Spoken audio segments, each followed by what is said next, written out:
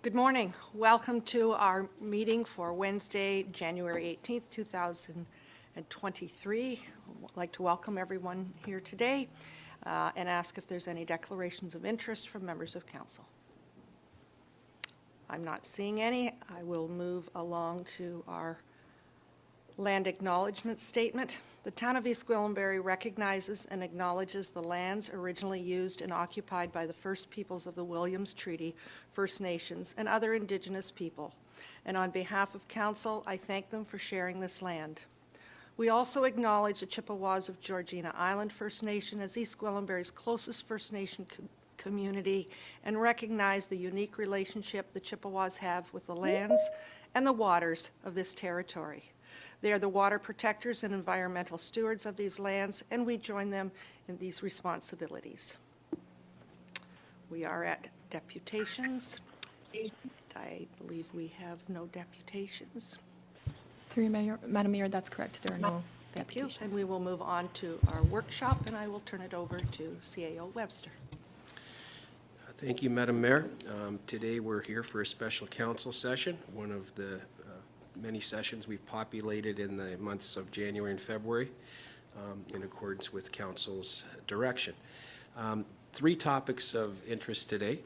The first is we have our ally from the Conservation Authority, their CAO, Rob Baldwin, here today to talk about the Conservation Authority's mandate and some of the evolving rules and regulations that surround the Bill 23 More Homes from the Province Act. And just recently, last Friday, Rob convened a session of the CAOs in the watershed. It was well attended and very informative, and council has asked for this session from the authority. The second part, and thankfully Chris Ross was polite enough to allow the external presenter to go first. Chris Ross, working closely under Mark Valchich's guidance and leadership, will be talking about our environmental sustainability and stewardship program and how it's moving along. And so that'll be an interesting session. And the third session this morning will be regarding our advisory committees and roles, responsibilities, mandates, and some other discussion that will be headed up by our clerk, Tara Lejevarde. So on that note, Madam Mayor, I believe we could have Mr. Baldwin come to the microphone and take the stage. Welcome. So good to have you with us here today. Good morning, Mayor Haxton, members of council.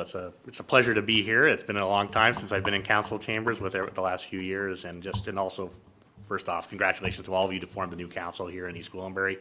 It's always a pleasure to be here. Normally, when we do these sort of intro workshop type format, we're coming to talk about all the great things and our partnerships, and I will end on at least that positive note. But I'm here to. There's a lot of things moving and very quickly in the province right now, and how that affects our conservation authority, but then also how that in turn affects, of course, the town of East Gwillimbury. So, first off, next slide, please. Just a quick update on sort of just the bigger picture of where things are at with the Conservation Authority. They're from the myriad of legislation, Bill 108, Bill 109, Bill 229, it's an ongoing saga. There's a lot of work that the conservation authorities have to do, and I just wanted to run through just sort of generally where we're at with some of our bigger picture things. Our program and service inventory is complete, which basically defines the work we do under what is called Category 1, our mandatory or core programs. Category 2 programs are those that the municipality is asking us to do in some way on their behalf or participate on their behalf. And Category 3 are the programs that, as an authority, we wish to proceed with and pursue for a variety of reasons. And an example of Category 3 is like our education program, or something we value dearly. All the work that we do, it has to be under two basic premises. One is either under the levy or fee component or under a agreement, and we're developing a draft master agreement. Any work we do for a municipality in any way has to fall under an agreement, and so it's a little simpler here in East Gwillimbury, as our member municipality is York Region, but there will be an agreement to work out depending on what work we may do with the town in the future. Our new budget needs to be developed for 2024. That's our big year of transition, so our format of our budget will change fairly significantly. And basically, the way we're approaching our budget is basically it's the same dollars, it's just in the new categories. It's a redistribution of our program. And what's unique in Lake Simcoe versus every other CA, I mean, there are 36 CAs in Ontario, and they service 444 municipalities. But in Lake Simcoe, we have the Lake Simcoe Protection Act and Plan. It provides us a special and unique status. And when you look at the shift of our programs that traditionally may have been capital funded, in our program, because of the LSPP, the Lake Simcoe Protection Plan, somewhere around 85% of our programs are now mandatory. They must be funded through levy. So really, it's a switch from what we may have asked in the past from York Region on capital. It's now just a levy line. That gives us better sustainability and certainly more security in the future, and recognizes the importance of Lake Simcoe. But it does differentiate us from the other CAs, and EG being surrounded solely in Lake Simcoe, it makes it easy when we have one CA to deal with, where our border CAs, our border municipalities like Innisfil or Barrie have to share two CAs, and makes it a little more complex because you have two different systems on two sides of the border. And all through this, that there are ongoing meetings that will be occurring as we move forward with all this into the future with our member municipalities and our non-member municipalities, such as East Gwillimbury. And there's lots to come over the next year. It's going to be a very busy year of transition. So next slide. So that's an update on just generally where we are. But into sort of the more pertinent matter, Bill 23, and how does that change, and what does that mean to the Conservation Authority? But of course, since I'm here, what does it mean potentially to the town? Well, there are three immediate changes. One of these Christmas surprises on December 28th, between Christmas and New Year's, we received a letter from Minister Smith's office indicating that a minister's regulation had been enacted. Was a bit of a surprise to come during the holiday season, but alas, here we are. And it had three key elements in the regs that were established. One, it's established a fee freeze for the fiscal 2023 year. This is not a concern to us. We had already done a COLA adjustment. Our fees have already been clearly assessed. We did a full scale in 2021 report with Watson to establish the appropriate fees based on the real needs. So not an impact to us. One of the requirements that came out of Bill 109 was all authorities must do a land inventory. What are the land holdings they own? And what are they? Where are they? What's the status? What kind of lands, et cetera? The government has added some new requirements, and basically it's to evaluate the developable potential of the lands we own, and what is the zoning, servicing, et cetera, et cetera. And basically they have potentially identified that. They're looking to see if there are potential lands that conservation authorities own that could be made available to potentially support affordable housing. It's a unique one. I think it's a challenge that we all recognize affordable housing is important, but most of the lands we own them for the right reasons. They're floodplain or wetlands or whatever, so we don't see this as a big challenge at our authority, but this certainly could be at other authorities. But we'll see where it all takes us, because we're not, to be honest, there's not very much indication of what they're going to do with that inventory. But the main concern is our changes out of Bill 23 in respect to our plan review role. And the biggest challenge of this is, as I mentioned, this reg came out on December 28th. We were given 3 days' notice, and subsequently so was the municipality. Next slide, please. So under Bill 23 and this minister's reg, the authority still retains its lead role in their three core areas. The Natural Hazards Program, of course, under the Conservation Authorities Act, and elements of the PPS, or what is pretty obvious, floodplains, wetlands, the role we've always played in this watershed. The source protection role around drinking water and protecting the water supplies within the in New York region and beyond, and the Lake Simcoe Protection Plan. So that is the one thing that differentiates us from 35 other CAs. So the legislation that has, in essence, been prohibited. So our role is we are not to provide input, comment, thought, or other basically parameters around any submission that falls basically under the following acts. The Planning Act, which includes the Greenbelt and Oak Ridges Moraine Act. The Drainage Act, we still have a permitting role. And an example there is we won't be able to participate in the front end of a drainage petition, only the permitting end. So it really prevents that proactive approach to actually doing, a good job on a drain. The Ontario Water Resources Act, we were the only conservation authority in Ontario that had the transfer review for stormwater compliance approvals. We did it for all of York Region and Durham Region and the town of Bradford. It's one of the most successful programs. It was shaving a year off development, getting development to grading. It was a huge successful program, and we're really disappointed to lose that. The Environmental Assessments Act, we can only input around the hazards.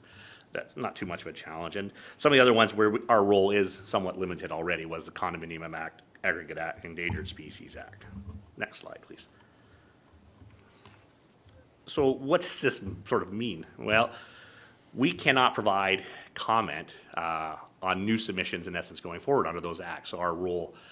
And really, what do we do with transition? There was no transition rules or guidance whatsoever in the reg. It's just, here's the date of effect, thank you very much. It has been left to the Conservation Authority, municipalities, and our clients, and your clients, to try to resolve how we move forward. The way we're trying to approach it, as we all try to understand this, is every file that's sort of been passed for submission, where we've already provided input comment, we're going to try to continue those towards the finish line with you.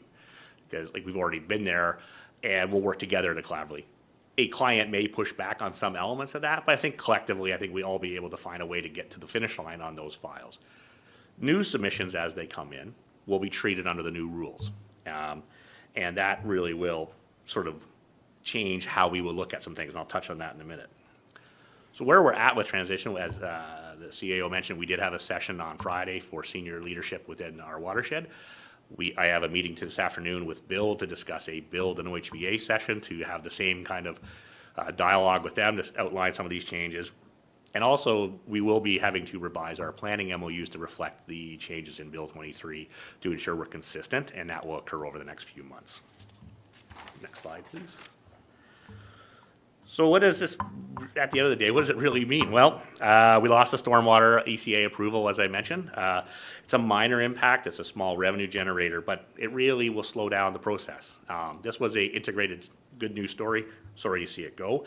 We are going to enter into discussions with the Ministry of Environment to see if there's a second way to do it directly from the ministry to us, but that will take some time. The big one is our role in providing plan review comment on site plans or subdivisions around natural heritage is gone. It has been eliminated. We no longer have that role. That role now solely falls to the municipality to undertake and coordinate that with your development submissions. We will try to deal with these transition files that we've already been involved in, but if someone files a new subdivision today or a site plan, we can no longer provide input to you in any way around that file. Unfortunately, that is one that has been cut and very clearly cut. So that is a challenge.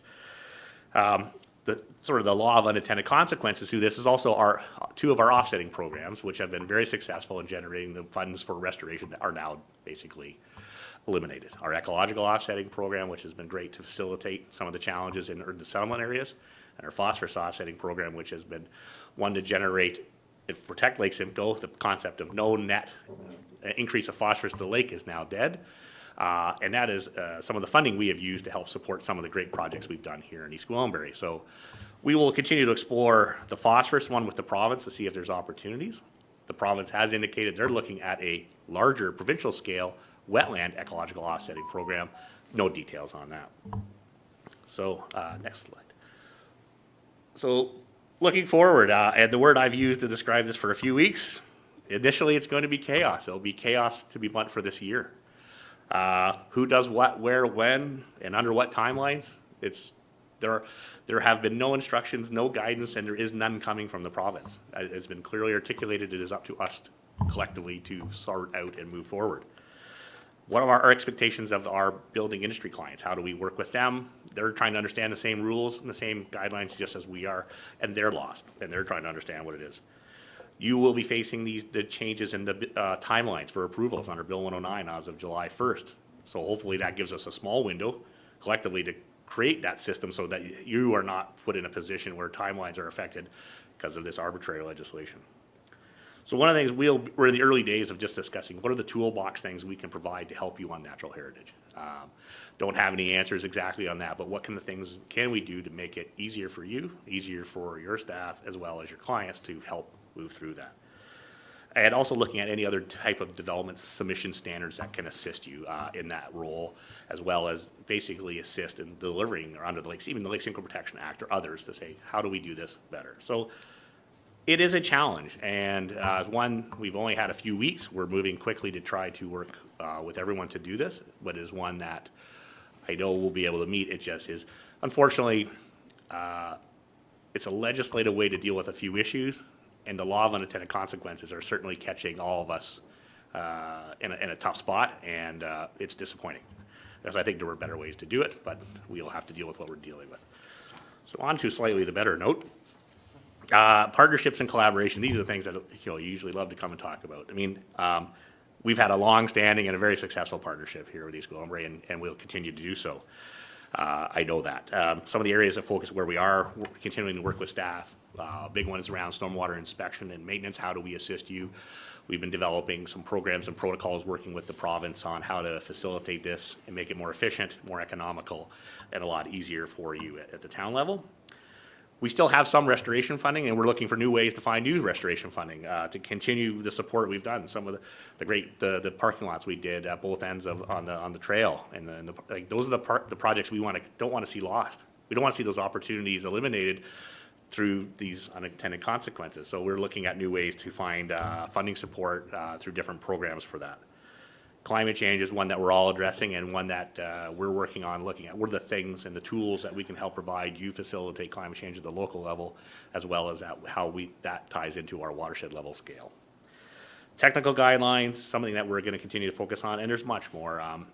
We are in the midst of a significant transition. 2023 is going to be really one heck of a year for us. I know Mayor Haxton has heard much of this at the board table, and I know we'll hear lots more of it this year. But really, our goal is to use this year to transition and come out 2024 stronger and better, and it will take a bit of work, but I'm confident we can do that. So I'll be glad to take any questions. Thank you very much. Questions for Mr. Baldwin?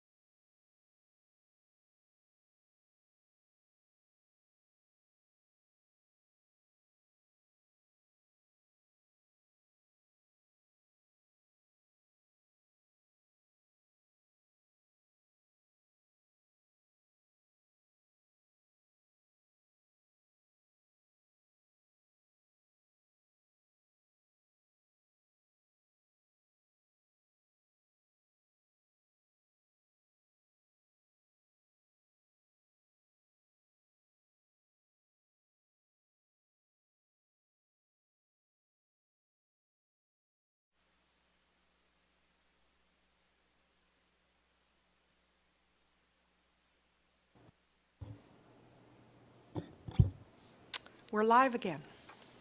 Just a moment in time. Mr. Baldwin, I think you were in the middle of a sentence at that point. forgot which one it was, Madam Mayor, to be quite honest. But I think chaos is certainly appears as continuing. I think if you repeat a portion of it, no one will really mind that either. So wherever you're comfortable in picking up, we'd be pleased to hear from you. Go ahead, please. Madam Mayor, thank you. I had started off, I had two questions, and one was regarding the mapping function that the Conservation Authority conducts for us and the value that it has for, not just for our own staff, but for residents and then members of the public as well. And I think, Mr. Baldwin, you had confirmed that these changes haven't impacted your mapping functions. No, correct. All our mapping and permitting, all that program still is exactly maintained as is, and hopefully will be more robust in the Okay. future. And then my other question was a little bit more difficult, and you may not have all the information at this point, but do you have an estimate of what the financial impact of this will be on the Conservation Authority? So what kind of a hole are you going to have to fill? It's a little challenging because we're quite trying to understand what we will lose. And it's not just Bill 23, it's also the changes, the other changes in Bill 23 around the site plan exemptions, around the residential units, was it 10 or less are exempt, and how many of those are there or not there. So it will take us probably at least half a year really to nail down. The loss of the ECA is around a $35,000, $40,000 loss. That one I can calculate pretty quickly. The loss in general revenue, our first, but I mean very high level blush, is probably a 10%, give or take, range off of the general revenue on the planning side. I think the big one is, and the one that is the loss in the offsetting, which is not a direct fee-based revenue. And that is the one, and those are hundreds of thousands of dollars that go back to the municipalities where that offsetting revenue is generated.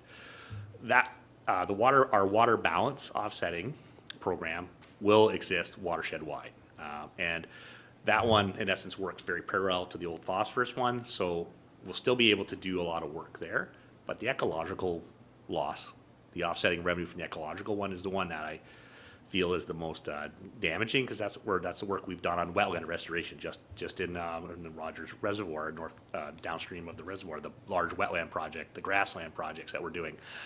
The ones that you see immediately here in East Gwillimbury, those are the ones that certainly will be impacted directly. And hopefully we'll find avenues to explore, is that something that becomes an opportunity that it can be implemented at the municipal level? And these are the things that we're going to spend time working with staff and councils across the watershed on. How do we change maybe it's the same program, the venue changes. So those restoration projects that are funded through those offsetting projects are at risk then, and you won't be able to conduct those sorts of projects anymore? Is that what you're suggesting? The projects that we have on the book right now we have funding in for them, but future projects will probably be impacted or may not ever happen. So we're concerned about that. That's a big shame. Okay, Yes. thank you. Madam Mayor, I think Councillor Crone had a question before he froze. I'm seeing that Thank now. you. Thank you. Councillor Crone, go ahead, please. You're muted.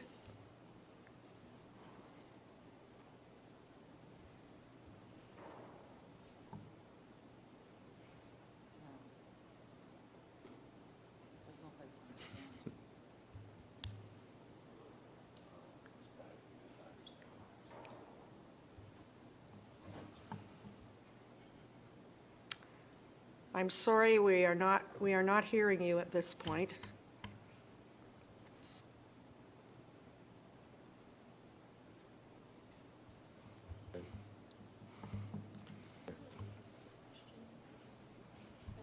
Okay, so we're going to work with you, Councillor Crone, and move along. Councillor LaHaye, go ahead.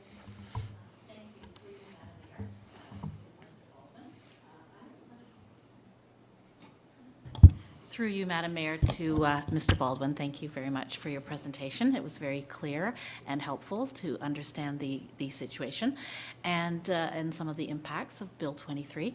I have a question with regard to the elimination of the phosphorus programs that you referred to. Last year in the spring, I believe it was, the Ontario government announced $24 million investment in the building of a facility to reduce phosphorus phosphorus flowing into the Holland River and ultimately Lake Simcoe, and that would improve the ecological health of Lake Simcoe. And so I'm wondering if the building of this facility that's planned, if that's still in the books as far as you're aware, and if that would help reduce the impact of phosphorus in Lake Simcoe. Through Madam Mayor, twofold. So as far as I'm aware, there has been no change to that funding commitment. I think it's working out the dynamics of who leads the project, how does it go forward, how does it link back to the federal commitment. I think it's 14 million, I believe is the federal commitment towards that project. And hopefully something will begin to take shape in this spring, I'm hopeful. The project itself is one that the authority has been advocating for 30 years. It is the only remaining, what we call true point source of a high volume of phosphorus remaining in the watershed. All the sewage treatment facilities in this watershed are almost state of the art. But there is a large point source with the pump-off water from the Holland Marsh, and it is one that would bring significant changes to the Holland River and Cooks Bay and Lake Simcoe. So it is one that has been something we've been pushing for decades, and we will continue to advocate for. Thank you, and just to follow up through you, Madam Go Mayor. ahead, please. So it is in the books, it is on the horizon in terms of potential reduction of phosphorus? Through the mayor, it's the technology's there. We've done some preliminary technical studies to assess the viability. We know it can be done. The funding has been announced. It's just where does it go to? Because who has to lead the project, and then who at the end who operates this facility? It's not something that we certainly have expertise in running basically a water phosphorus recovery facility. It's not something that we do in our work. But so that's the next stage is yes, working with the province and the local municipalities and the region to figure out how do we move this project forward. It's one that we all want to happen. It's just what are the steps to do that? And that really sort of needs to be driven by the province right now at this point. Councillor Foster, and then I'll go to Councillor Crone. Thank you, Madam Mayor, and Mr. Baldwin, I might be jumping a little bit further ahead here, but hopefully none of your land is deemed developable around York Region. I don't know whether that's a big wish or not, but going forward, if you have land that is deemed developable, how are you compensated for that? Is that just a straight sale? I mean, it's your land. Are you selling it to a developer, or has anybody even gone that far yet?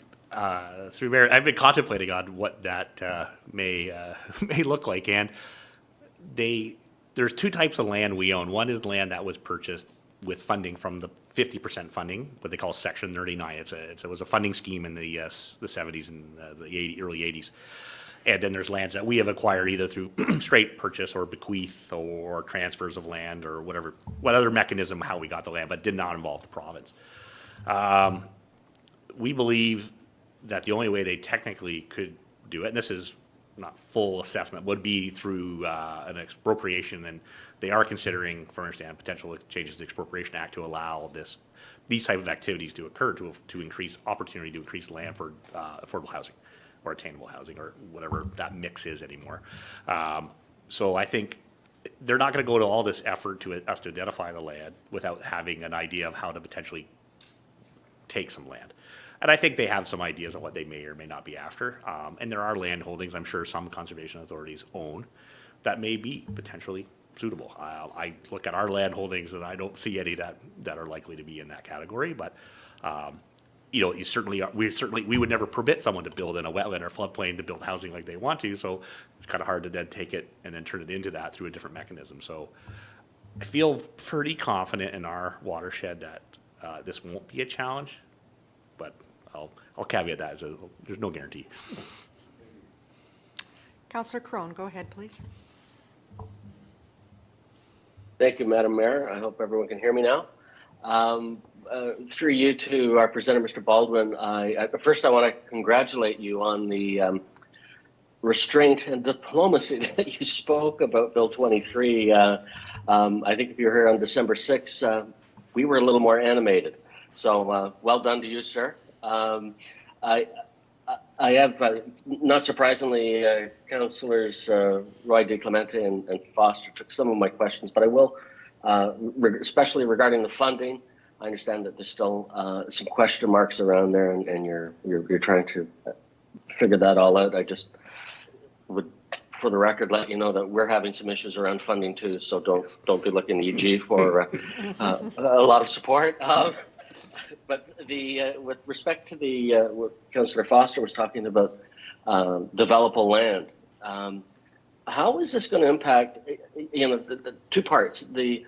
And you touched upon it, land that is bequeathed. So you could have people that have given land to the Conservation Authority throughout the past decades under, whether it was willed or donated, whatever, but under the strict understanding that it was never to be developed.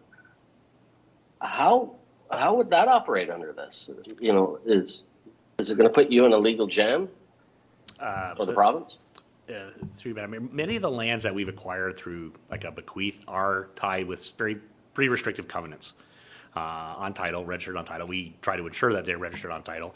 I think it would be very challenging to go after those lands for a potential development scenario.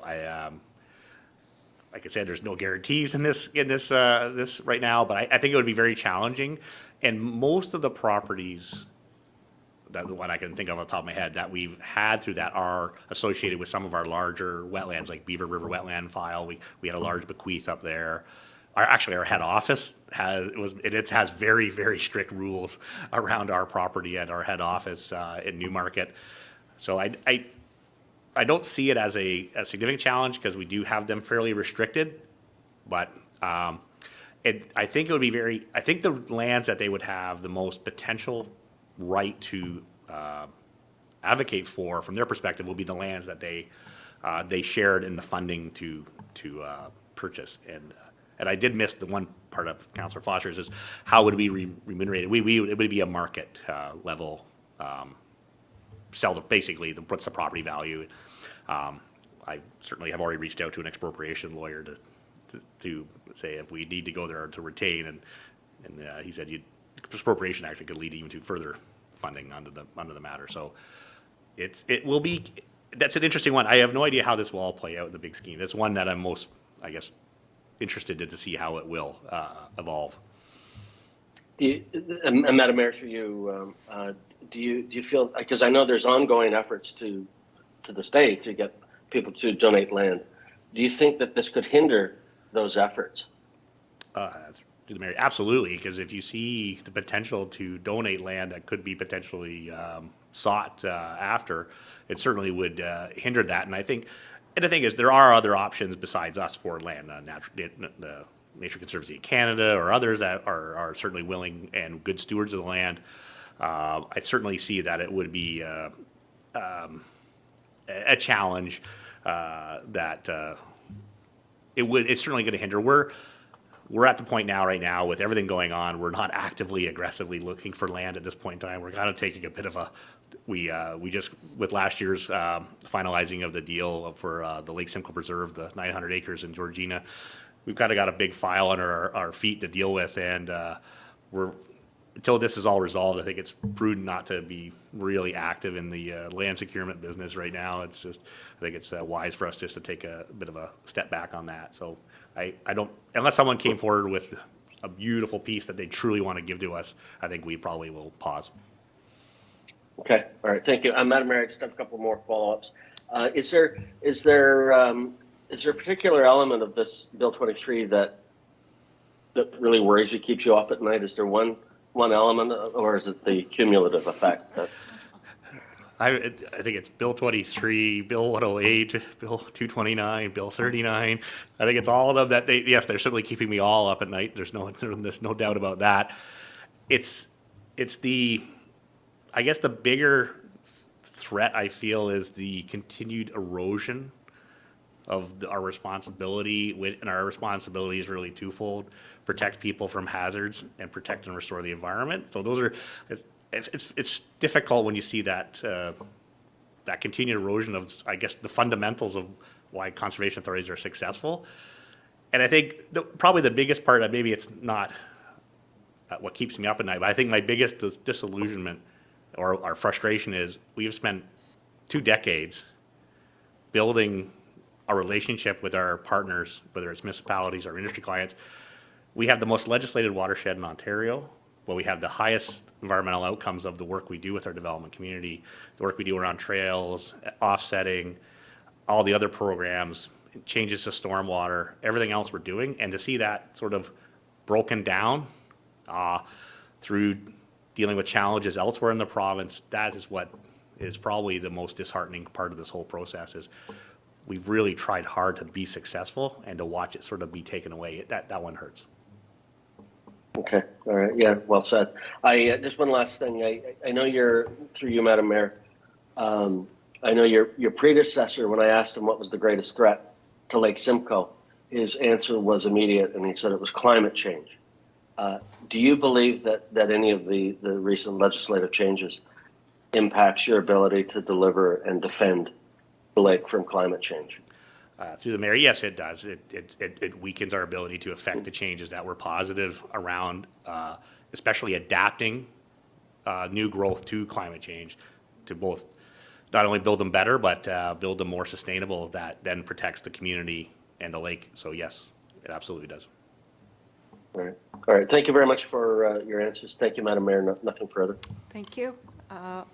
Other members? Councillor Crothers, go ahead, please. Thank you.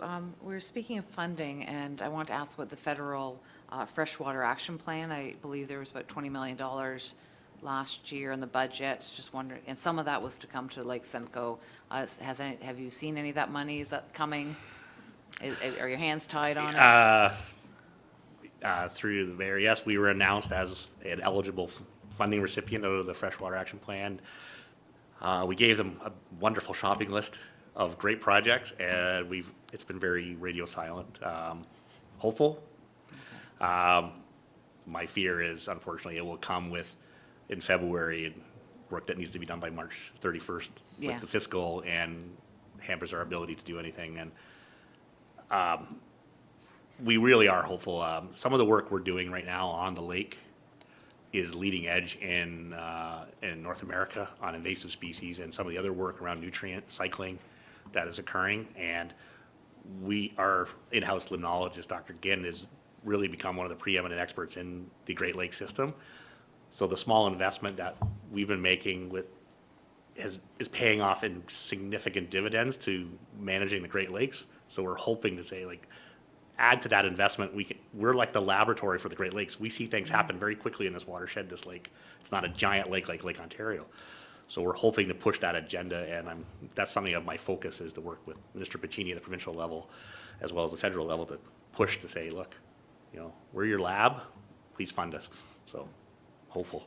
I know at least one of the municipalities has a motion before them about putting pressure on the federal government to help release those funds for Lake Simcoe. Is that helpful? Is there anything that we can do as a municipality to help speed that up for you? Any support and resolution support, just to try to push and to work with the local members of parliament. They're collective, whether they're blue or red in this lake, they all support it. I know Scott Davidson is very, very advocating for it. I know Tony Van Buyden is the same. They're all the same. It's just, I don't think there has been much release of any of the funds across nationally. I think it's been pretty much status quo across the nation, whether it's Fraser River or Lake Winnipeg. But any support to help push them, I'll gladly accept. Wonderful, thank you. Other questions, comments? I'm not seeing any. Thank you very much, Mr. Baldwin. Thank you. Your messages have been heard. I would say for myself, not happy with your messages, but I know that you're not the author of many of these things, if any at all. We're in it together with you, We've been with you for a long time, and we're here to work with you through this as well. So we're here to support however we can. I have a resolution, be it resolved that the council workshop presentation entitled Environmental Initiatives dated January 18th, 2023 be received, and that would be moved by Councillor Roy DiClemente and Councillor Foster. All those in favor? And that's carried. The second part is the updates from Lake Simcoe Region Conservation Authority, LSRCA presentation by our Baldwin Chief Administrative Officer. Be it resolved. Yes.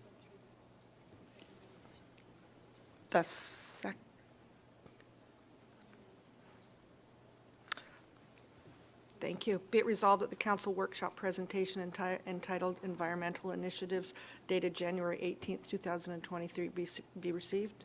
No. Through you, Madam Mayor, we've just dealt with the first item. The second item is the environmental initiatives presentation. Thank you. Yes. Thank you. I thought Mr. Baldwin was just going to be here for the morning. Thank you very much. So with that, we will move to item 2, environmental initiatives presentation. Madam Mayor, if I may introduce this topic, this is an important one. Clearly, the environment has been part of our strategic agenda for many years, and we've done quite well and had quite a leadership role as a municipality. And I guess to quote a former employee, Chris Kalamatu, we were good before, but we can even get better. And so that's where we are.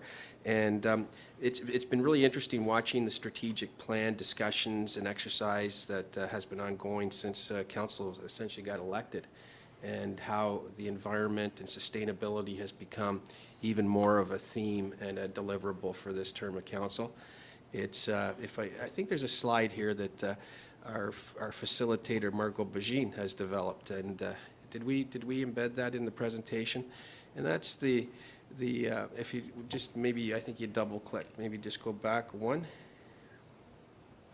This is the puzzle pieces that we're working on with our graphics team, and showing the linkages of the areas, but where the environment and social and economic sustainability are at the core of where we want to head as an organization, as a town.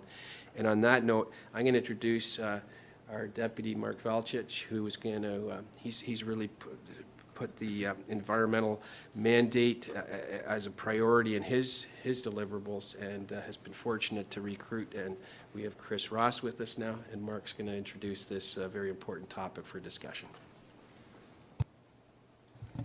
Thank you, Mr. Webster, and Madam Mayor, through you.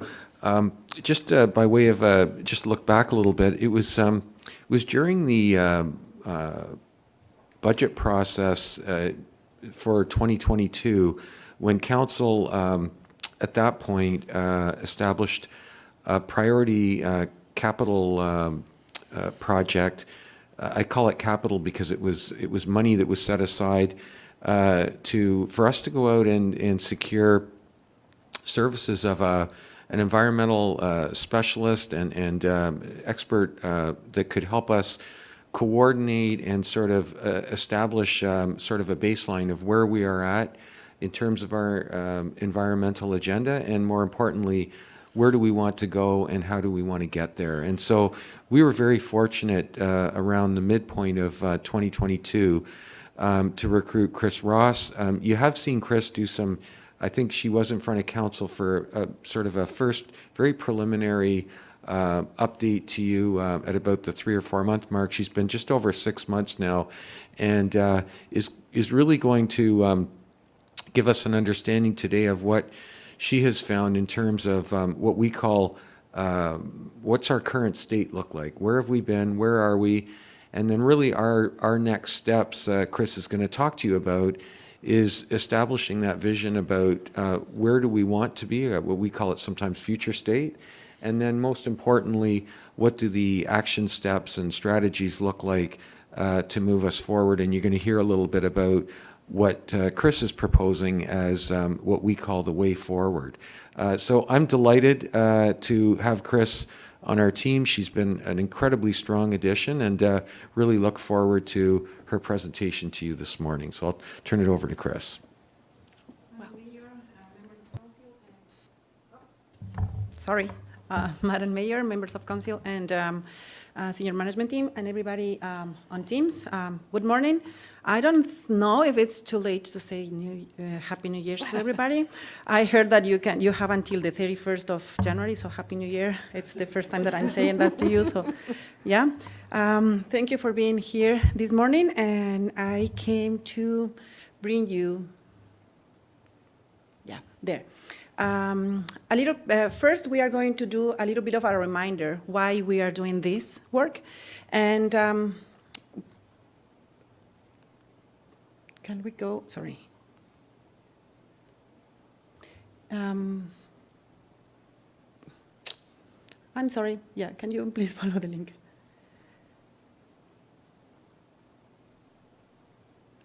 We practiced this morning, I'm sorry.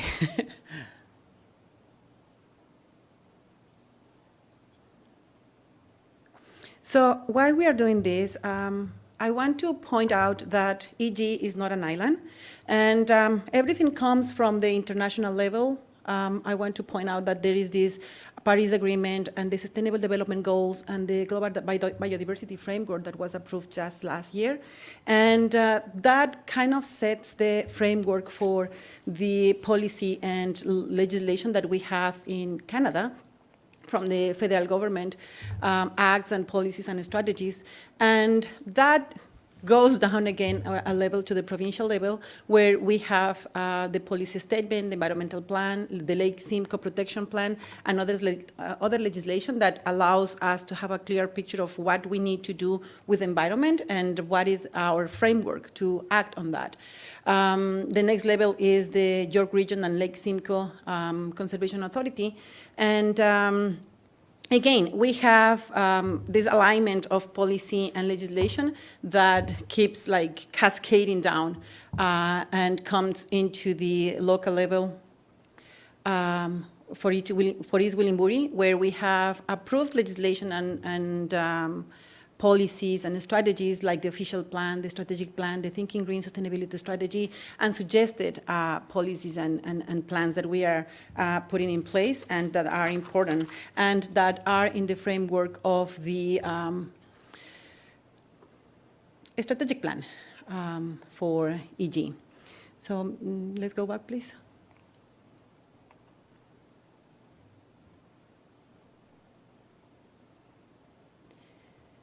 So with that in mind, and knowing that everything that we do is not out of place because we have a framework, a mandate as well, we also have this justification, I call it a justification, that EG commitment towards environment goes beyond,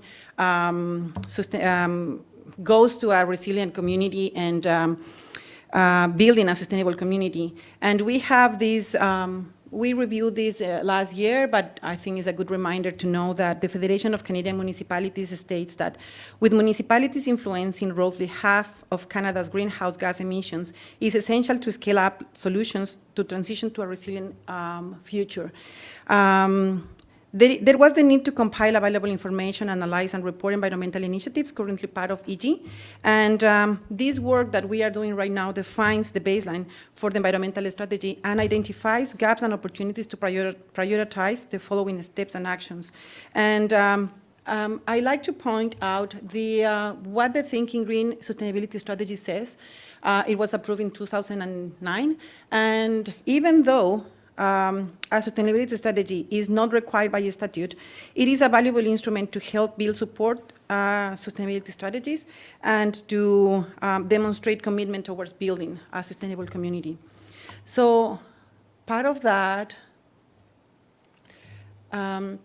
we have EG long story of environmental stewardship, and there was over 30 years ago when EG created the first Environmental Advisory Committee. Let's follow the link, please.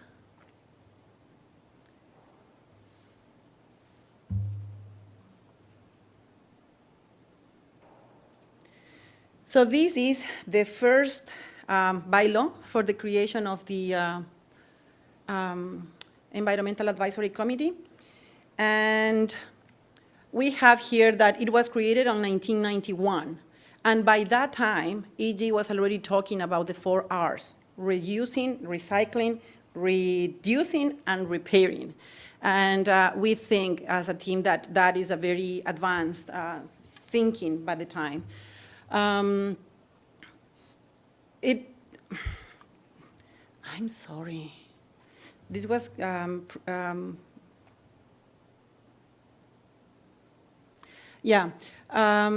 by the time, we can see how engaged the community was. 22 applicants for the Environmental Advisory Committee.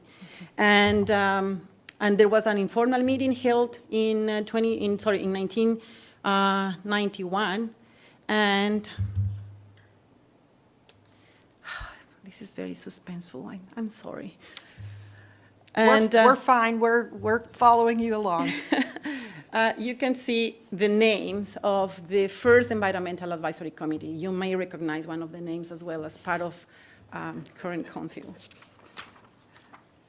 Please, let's go back to the presentation.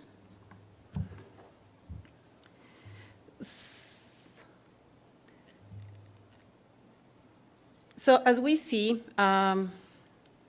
EG has a long story of environmental stewardship and commitment. And in 2007, East Williambury residents participated in the launch of the Thinking Green Sustainability Strategy with the first annual town-wide litter cleanup event where community groups and volunteers were involved. We have had the Thinking Green Sustainability Strategy approved in 2009. And then we also have, like after that, different bodies of planning and policies and strategies that I think brought us to the official plan in 2022, where there is this vision of EG being a balanced, sustainable, resilient, and diverse community. The OP commits to maintain 83% of EG green, and I think that is huge for EG, something that I've told before, and I think we have to keep repeating that we have to be proud of. So a little bit of demographics. I'm not going to,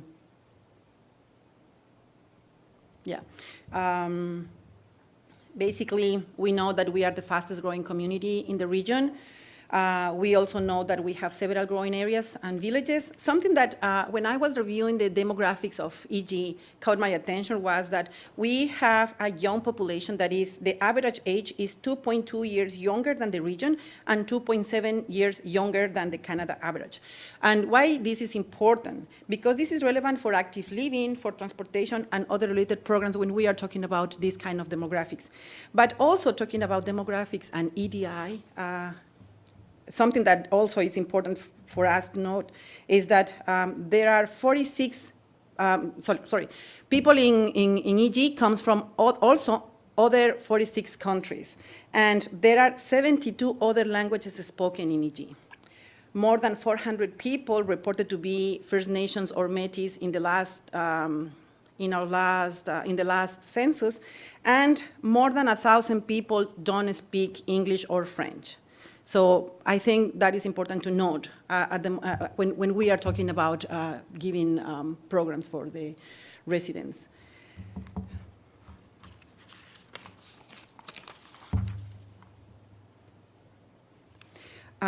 We all know also that we are very privileged, surrounded by a natural heritage, the Greenbelt, the Oak Ridge Moraine, the Lane Simcoe watershed, and the Golden Horseshoe. I'm not going to stop too much here because the map talks for itself. Like, we are green. So any questions until here? No? Okay. So now we are going to talk about the environmental initiatives and the work that we've been doing for the past 7+ months. So when I came first to you, we were talking about more than 80 actions that EG has taken in the past, or is taking actually. And that was a big a lot of information. I don't know how to say how much information that was. So what was done is we grouped that into 35 initiatives. But we also use different categories to make sense of that. And we have these one category, this categorization about what impact it has to residents, it's direct or indirect, and we have 10 groups of actions that are indirect to residents and 25 that have direct impact to residents. There is also this other way of categorizing the same 35 initiatives into what type of activities they need. And we have 18 that are operational, 10 that are policy related, 6 event-based, and 1 that is legislative. It's the bylaw, the anti-idling bylaw. I also went to another categorization of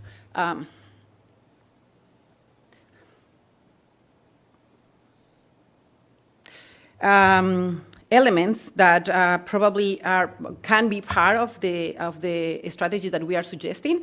And we have land, water, air, biodiversity, and outreach and climate change. Also like 7 for land, 7 for water, 7 for air, lucky number. Biodiversity, we have 3, outreach 3, and climate change 8. So this next slide is not meant to for us to read, it's just to give you an example of how we have been categorizing the strategies. So what you have in the right is what was listed at the beginning.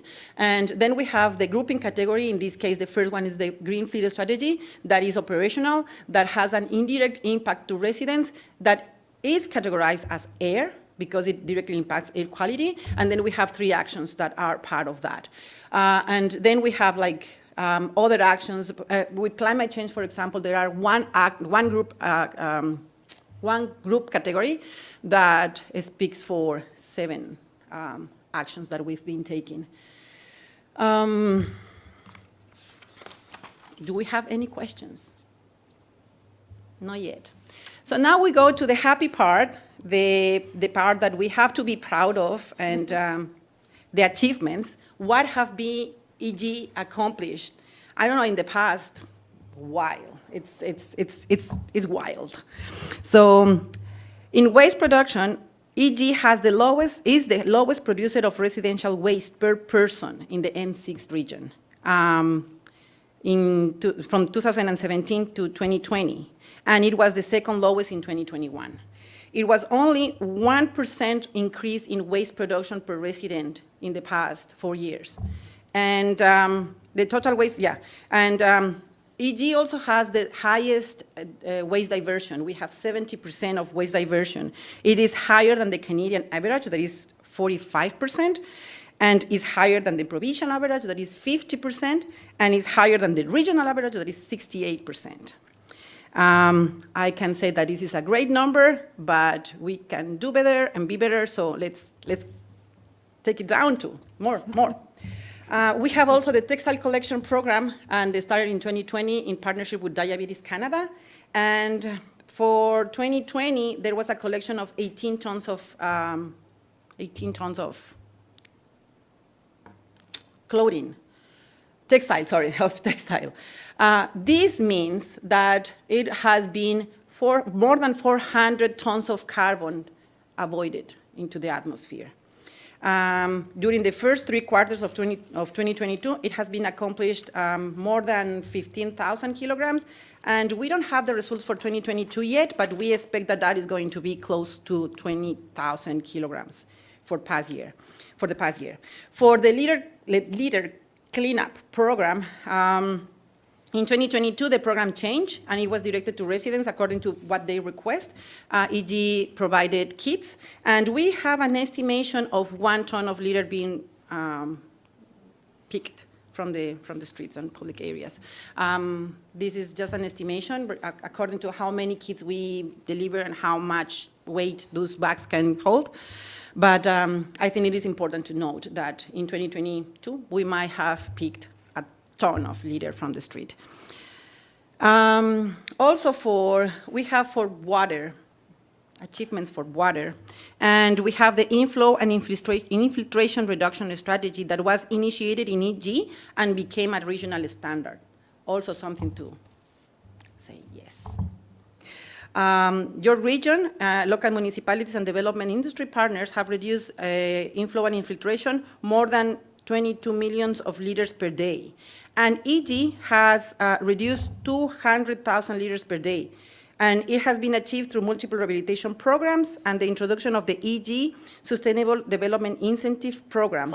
That this is important from the environmental perspective because it reduces the stress on the pipes, and it gives the opportunity that if something happened, it's not going to be that bad because our pipes are in good shape.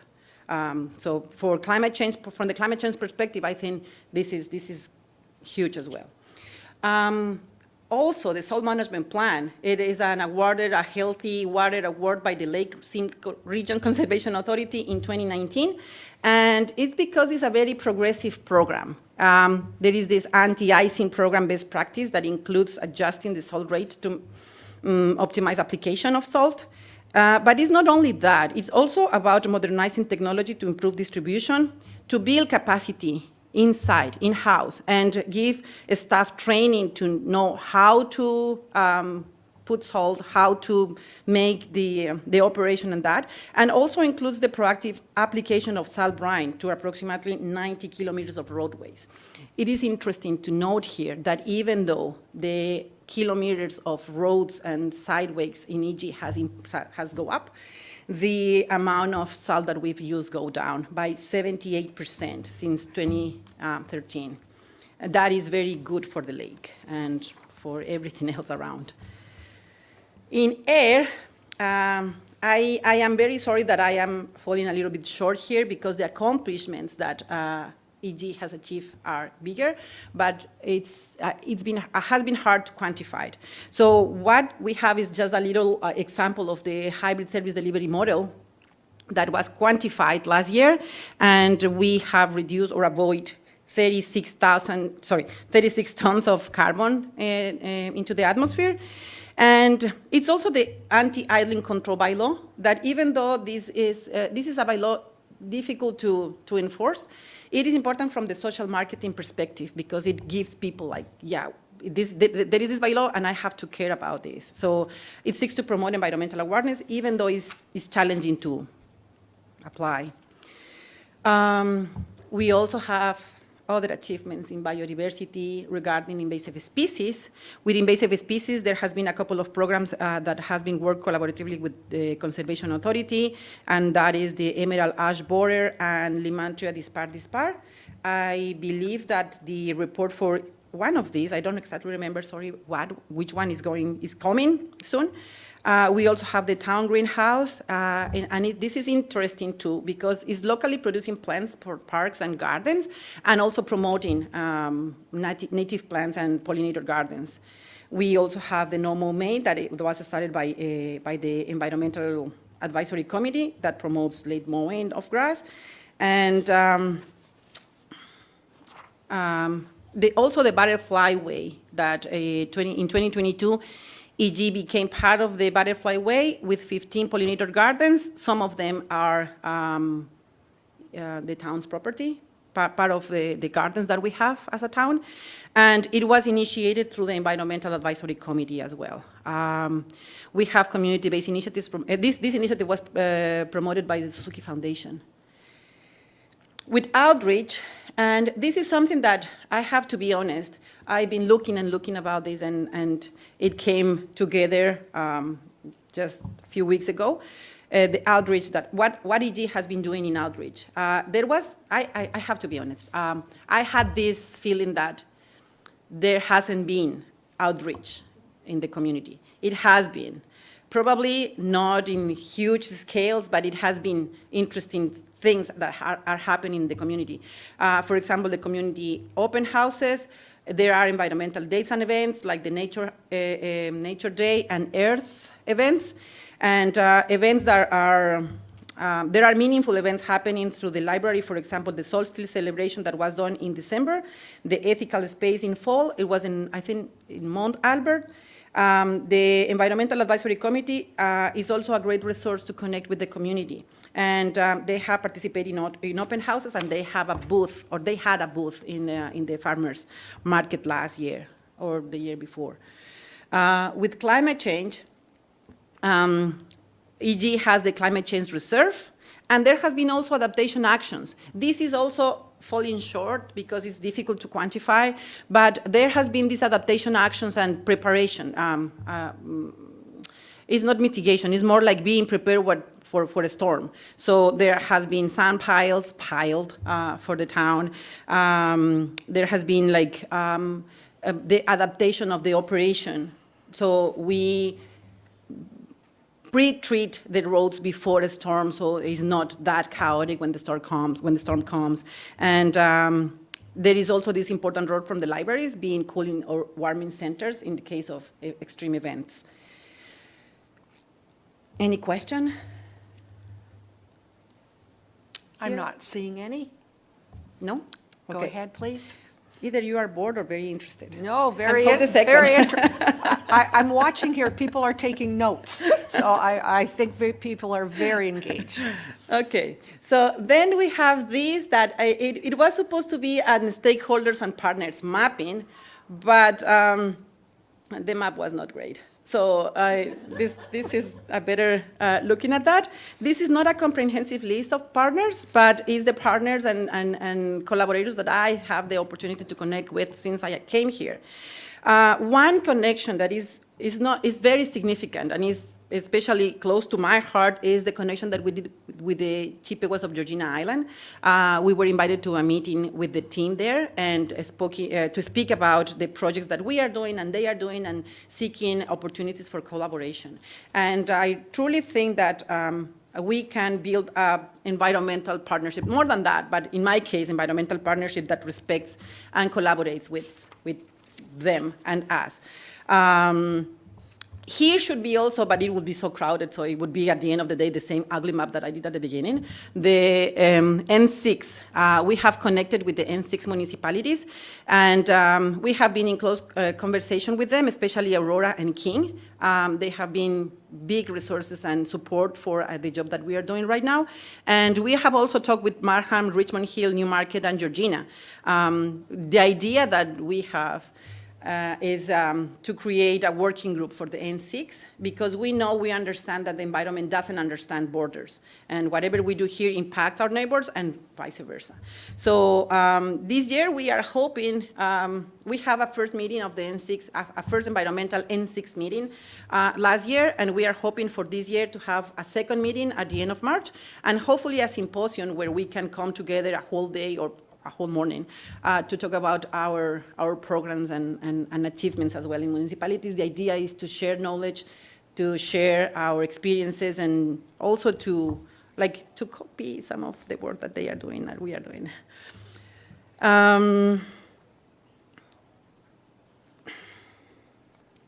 Now we are going, if there is any question here? No, not yet. No.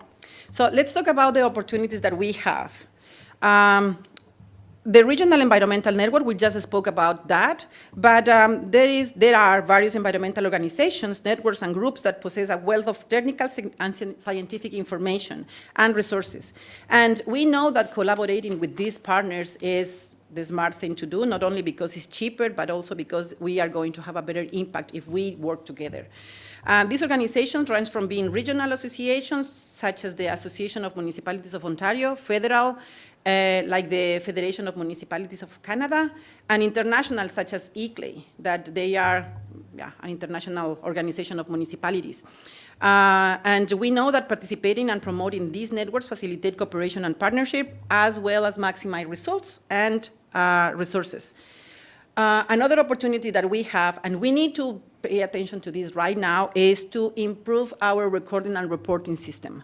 There is a lot of things happening in EG, a lot of things that the town has been doing, and I have to be critic here. We haven't been too good on recording that or having that in one single place so it's easy to communicate to the community. So it might be the sense that it is not doing enough. I wouldn't say that.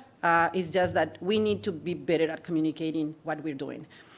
And part of that is reporting, having the numbers, having the results of the actions that we are taking to be able to provide this kind of communication. The other opportunity is to have benchmarks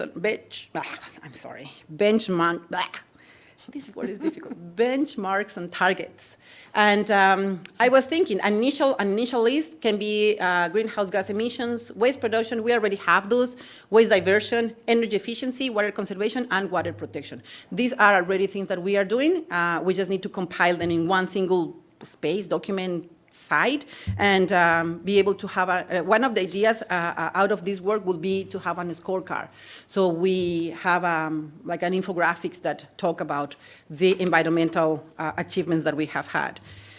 And then, this is my baby, the environmental strategy. And we are proposing to change the 4 pillars that we had before for the Thinking Green Environmental Sustainability Strategy to 5 thematic areas. And you will ask me why 5 and why land? And like, I've been reading other environmental initiatives in the area, and one that always come back to me is the Richmond Hill. They started with 3 areas, land, air, and water. And the last one, they have 10 areas, 10 thematic areas. And that was a little bit too much for me to digest. Like, if I were a resident, I would be happy to say, okay, we are doing this here, here, here, and here. And we know that if we are talking about waste, we are talking about land. So that's why we are suggesting that we have these 5 areas. Climate change. Why climate change is not in this diagram? Because climate change is so complex and it's so wicked, that it needs its own body. The idea is not to have a separate and linked thing, it's just to make sure that we are tackling whatever we can do for climate change very well done. So mixing that with environmental strategy, I don't think could be a good idea. So better we have, we can focus on the environment, and then we have a set of strategies and plans and actions that we can do for climate change, to tackle climate change. So this is a closer look of what can be. And as you can see, outreach is in the middle, because this is like one of the most important things that we need to do. We have been done a great job in water, taking care of the water, taking care of the land with waste diversion, taking care of the air with the Green Fleet Strategy and the anti-idling bylaw, but we need the community to be involved. And I really would like to see this strategy as a community-based environmental strategy that is built from the community. We are leading that, but from the role that the municipality does, or has, the community being empowered for this. So this is also the reason why it's only five areas. So it's easy for people to remember that. We are taking care of air, land, water, biodiversity, yes, and we are connecting with the people. This is a first draft of what could be the structure of the environmental strategy. The strategic plan comes as a directive for the strategy, and we have outreach connecting everything else. We have the color coding here says that for everything that is in orange, it looks orange there. It is supposed to be red, but everything that is orangey, energy, for example, and invasive species are programs that need review, but it's something that we've done in the past, and we have to revisit that and see what we can do better, what we can do, or if it's just that is there. So, for example, the energy, in energy, we are hoping to have an update of the community energy plan. We have one plan approved in 2012, and it's just about time to have a look at that, see what we achieve, and what we can include or take out. One thing that I have to recognize here is that I've read the energy plan, and it's very, very ambitious. And one of the suggestions is like, let's be ambitious, but let's be also realistic in a way that let's see what realistically can we do. And if we go farther, perfect, kudos for us. So it doesn't seem like we are falling short. So that is one thing that we need to review, the community energy plan. There is also the transportation master plan that exists or is in place or is going to be implemented. Like it's here, it's somewhere, but it's part of what we're doing. In yellow is everything that is in progress, like the stormwater master plan, water conservation, the water conservation strategy, inflow and infiltration, and new, we have everything in green, which is working on wastewater, local food and food security, the tree canopy bylaw, that this should be in yellow because there is I think CPRC is working on a bylaw for this. And also native species, we need a more aggressive plan for native species. Any question? No? No? I'm not seeing any yet.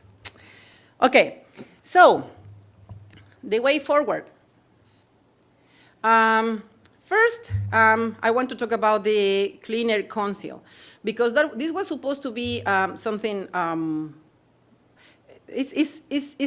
it's difficult to explain, because we were part of the Clean Air Council before, and we didn't after, and we rejoined this year. Actually, last week we just rejoined the Clean Air Council, and CAC is Canada's largest peer-to-peer municipal climate action network, and is comprised for over 30 municipalities and public health units.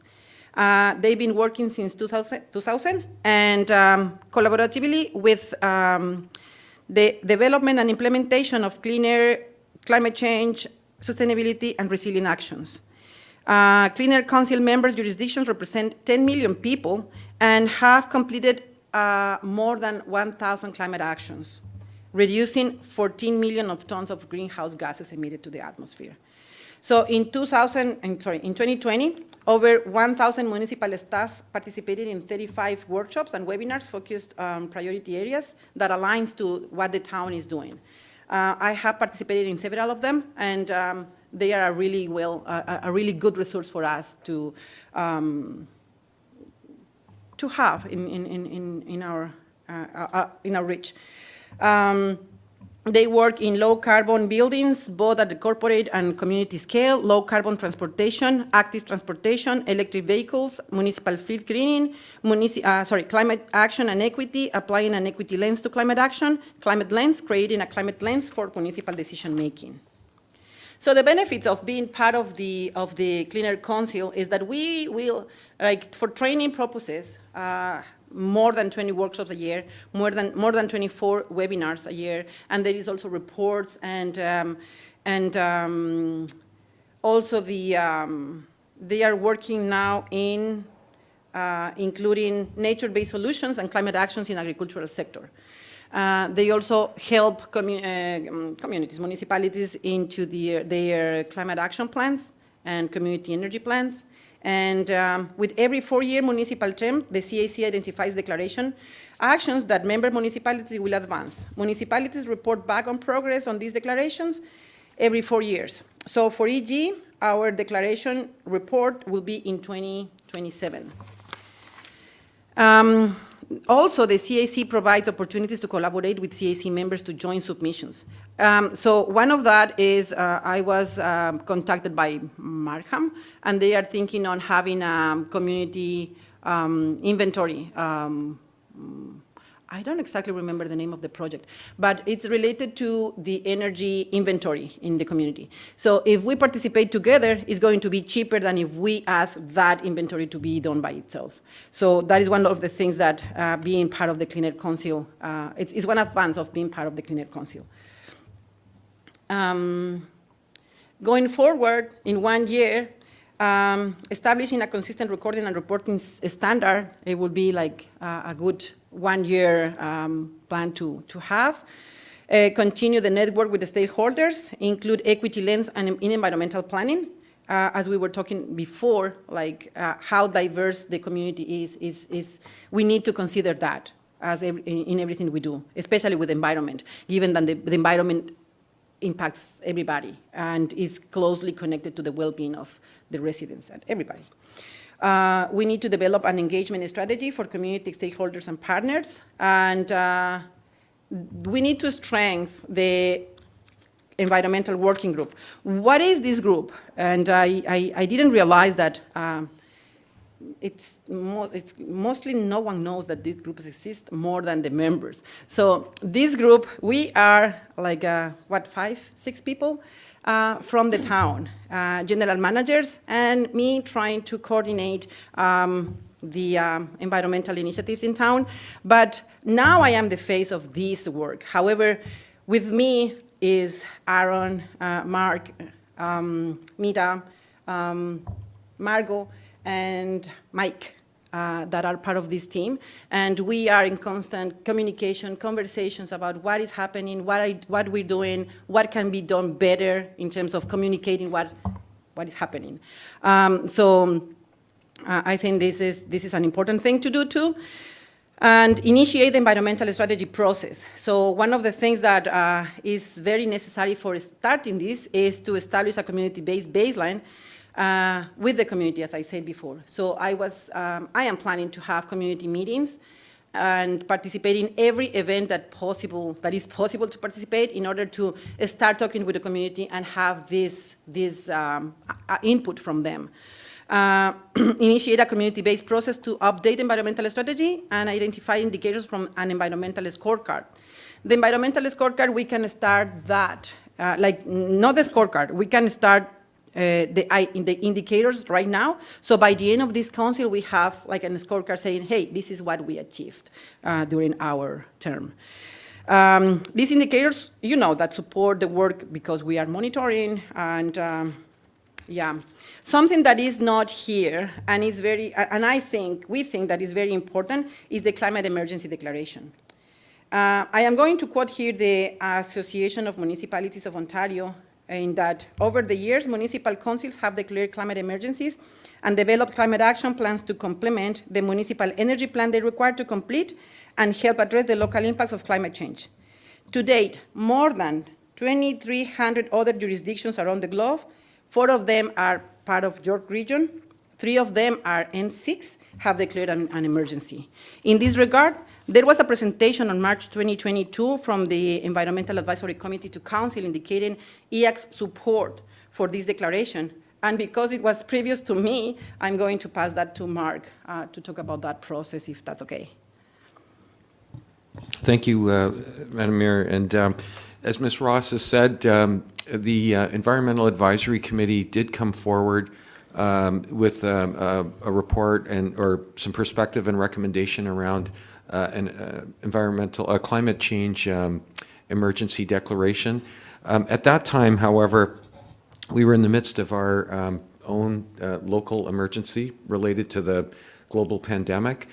We've since emerged from that local emergency state, and I think at the time the recommendations and thoughts of the Environmental Advisory Committee were well received by Council, but there was a hesitancy while we were in a state of local emergency to declare yet another state of emergency. And so from a staff's perspective, it was our understanding that this discussion was simply to come back at an appropriate time once we emerged from the local state of emergency related to the pandemic.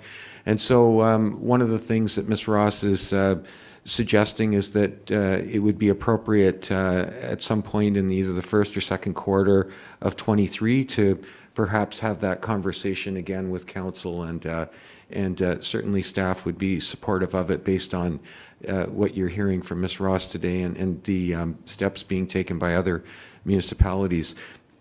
Further to that, I just want to point out that it is my understanding, I've not talked to anyone directly about this, but it's my understanding that the Environmental Advisory Committee may in fact be coming back with a follow-up now that we're out of our local state of emergency to kind of put that back on the table from their perspective, and we think that's a good idea. And I also just want to, not to preempt the discussion, because I think that it warrants discussion when it comes back, but there does tend to be sometimes the risk of these declarations being somewhat potentially hollow gestures. And I think what'll be really important is that it's seen more as a call to action and not a hollow gesture, and that it's supported by the development of the strategy that Ms. Ross is talking about and the action steps that we're contemplating with council's support. And in that regard, we think it's actually a pretty important and impactful declaration to consider. So those are just some perspectives on my understanding of what took place prior to Ms. Ross joining us. Any question? Councillor, go ahead.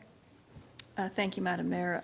I do remember that meeting quite vividly, actually, and the comments that I made, quite honestly, Mr. Valchich, was very similar to that, was that I didn't have a resistance emotionally to declaring such an emergency, but that it needed to feel meaningful, and it needed to feel that there was something that we could do about it. And I think I'm happy to consider it again. I think it would be helpful if it were framed within a local context. So I'm fond of creating a whereas to set the stage. So whereas East Gwillimbury is experiencing the following, and putting some numbers and some of the statistics that Ms. Ross has collected for us to say, here's the framework that we're noticing, even just weather events, extreme weather events that have increased over time, that we're seeing the 100-year storm happen every 5 years, or those sorts of things. Create those whereases that are EG specific, that says we're declaring an emergency, and then that we are also going to direct staff or direct some actions to be taken. So it's one thing for us to declare an emergency, it's another thing to say, and here's what we're going to do about it.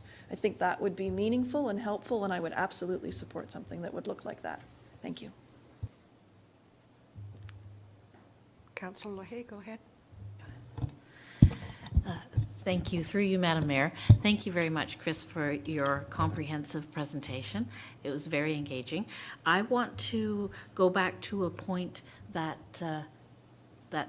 you mentioned at the beginning of your presentation, and that is, I believe, connected with outreach and the emphasis that you put on outreach moving forward. You mentioned at the beginning of the presentation that based on the demographics of East Gwillimbury, that we have a population that comes from more than 46 other countries, and that over 1,000 people do not have English or French as their first language. So in terms of outreach and empowering communities and engaging residents in their community in terms of the environment, what can you speak a little bit more about what sort of strategies you have to engage residents from all of these different backgrounds? I don't have a clear answer for that right now. We will be working with communications to develop a strategy to engage with the community. What I can say is that I've been taking some workshops and training about how to include equity lens and diversity lens into environmental planning. Our first point to contact with the community will be the events that the library runs. And I like start from there. But a more comprehensive answer to that will be once we work on the communication strategy with communications. Very good. And through you, Madam Mayor, and a second question. Thank you, Chris. You also mentioned that there were 4 categories, that you'd had 18 operational initiatives, 10 policy-related initiatives, 6 event-based initiatives, and 1 legislative initiative, which was the anti-idling bylaw. And where do you see the focus in terms of those different areas? Will there be emphasis on one over the others? Do you have any other legislative initiatives in the works, or just which of those categories do you see that there being a focus on? Through you, Madam Mayor, I think like what this report helps us to do is to see where we are at and where we can pay attention to. So one of the things that are happening right now, and I don't know if this answers the question, is working on the tree bylaw. That is one also a piece of legislation that we are working on. And depending on what we have in the environmental strategy from the community and also from the work with staff and the other departments to see what else we can do. I wouldn't dare to say right now what next, what should be next, because I really want the work to be community-based, staff-based, so municipal staff knows what is happening. So we need their input, but we also need the community input. So what if, I guess, one focus would be right now to work in biodiversity. It's my opinion, but that will be something that also the strategy will give us more light on that. Other questions, comments? Councillor Crothers, go ahead, please.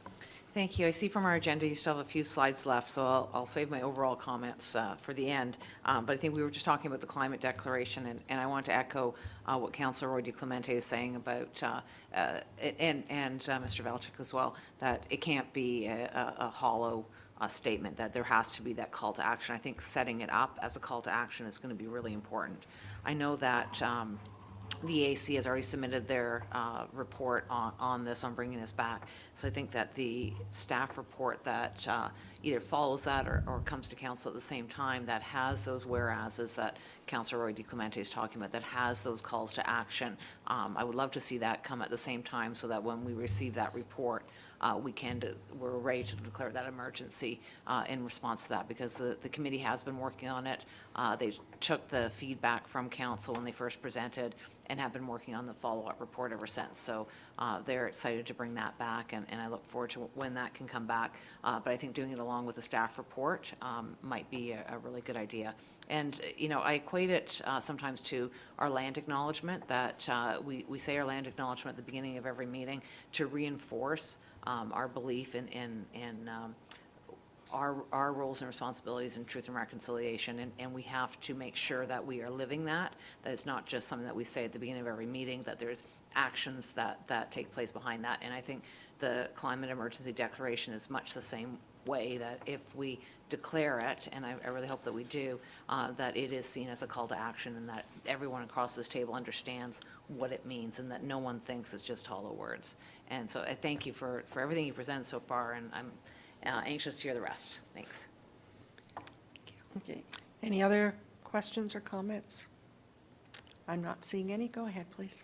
Okay, so that is for 1 year. For between 1 and 2 years, we want to continue generating local capacity related to centralized and collaboratively environmental management, benchmarking, and reporting system. We also want to present and approve the environmental strategy, include a water conservation strategy as a priority. And with this water conservation strategy, I have to say that there has been also a work done previously with the Environmental Advisory Committee that we also want to bring back to council and to I say Water Conservation Authority, sorry, it's Water Conservation Strategy back to council for the respective next stages.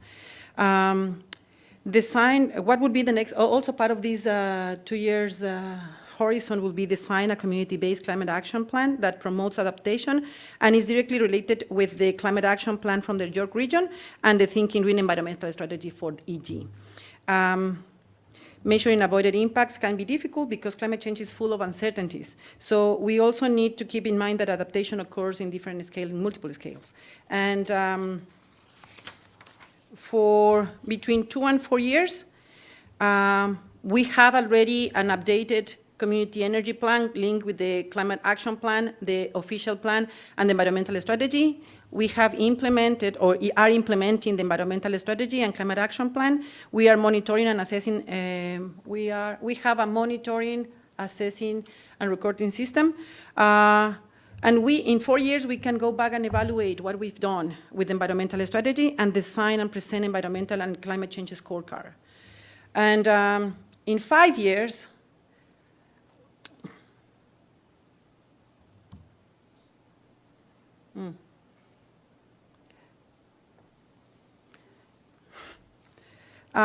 We go back to the beginning and update the environmental strategy again. I like to point out that EG has done a lot, and no one can deny that. It's a lot, but a lot is not enough, and it will never be enough. And it doesn't matter how we do, what we do, is never going to be enough, because doing enough for the environment is like being perfect. No one is perfect. Hi, I'm no one. No. It will never be enough. So there is always going to be something else that we can do to improve what we're doing. And in the meantime, we just can't do nothing, because the cost of doing nothing is just too high. And I want to give you an example. I have a lot of examples, but I'm just going to give you one. In 2019, the International Federation of Red Cross and Red Crescent Societies released their report, The Cost of Doing Nothing, and estimated that under the most pessimistic scenario, the price of responding to rising needs as a result of climate change will rise from between 3.5 to 12 million in dollars today to 20 billion in 2030. And if we talk about Canada, the recent 2021 heat dome event in British Columbia is the best example that we can have for how costly not doing something to adapt to climate change is. So I just can say to close that let's keep doing the great job that we are doing, and let's keep improving, because so far what I've seen in EG is that the slogan is be better and do better. So thank you for that. Oh, I just have a question for you. I do have a question for you. Why recycling bins are so optimistic? No? Because they are full of cans. Thank you. Questions? Thank you very much. Very thought-provoking, and I know you have done an immense amount of work on this project. It certainly shows today. We appreciate that very much. Questions? Councillor Crone has his hand up. Thank you, Madam Mayor. Through you to our presenter. Thank you so much for the presentation today. It was incredibly informative. And thank you for joining our team. I think you've been a real breath of fresh air. So I like what you bring to the table. I just wanted to throw my voice in with Councillor Roy DiClemente and Councillor Crothers about the climate emergency declaration. I support that wholeheartedly. And I also agree with the comments that it has to be meaningful. Certainly, you know, we want to think globally, but we want to act locally. And I think that's the meat where we can put behind the declaration of what we do locally. I love what I'm hearing on a water conservation strategy. You know, it's no secret that our water in East Gwillimbury is a little on the high side when we price it. Do you see this as being something that the strategy, something that we could push down and involve all residents, or do you see it more of an organizational strategy from the standpoint of the town? What are your, I know it's early, but what are your initial thoughts around that? Thank you. Through you, Madam Mayor. I do think it's possible to bring those numbers down. If we have been bringing the waste numbers down, I think water is also a good number to think about. What I will say, the key is to engage the community. When they feel like whatever we're doing is something that they are promoting, is their idea, I think it's easier for any policy to be implemented. So I think the key here is to engage the community. I wouldn't say educate them, because so far what I feel is that people know about the environment and how, and maybe not how, but that we need to care about the environment, about the water, about everything. But they just need these little tools to really action something. So like taking 5-minute shower, like closing the things like are easy to implement, but they need to come from the community. So I would say that the Environmental Advisory Committee is a great resource for doing this, because they are direct connection with the community, but also we need to engage more residents in this regard, so they don't feel like they are compelled.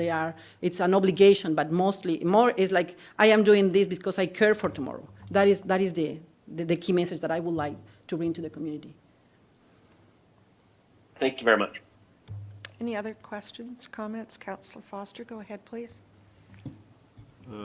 Again, thanks for the presentation, and I may be trying to bring this a little bit simple again, but how do we as council, we're policymakers, how do we give you and all of us, for lack of a better term, more teeth to help out with these initiatives? And I think when we talked about the tree canopy, something came to mind. I know Councillor Crothers will agree with me. So we have developers that move in, buy property, they go in and they clear cut years before there's any sewage allotment for them to actually do any building.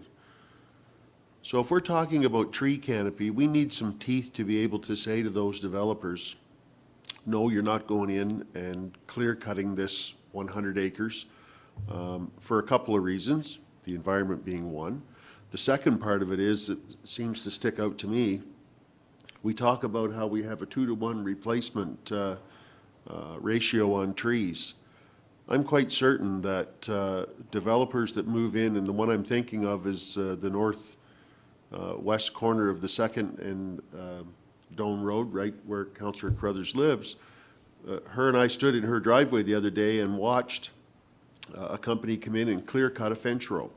So if we have a 2-to-1 replacement ratio, who's out there counting those trees before they come in and clear cut in the first place?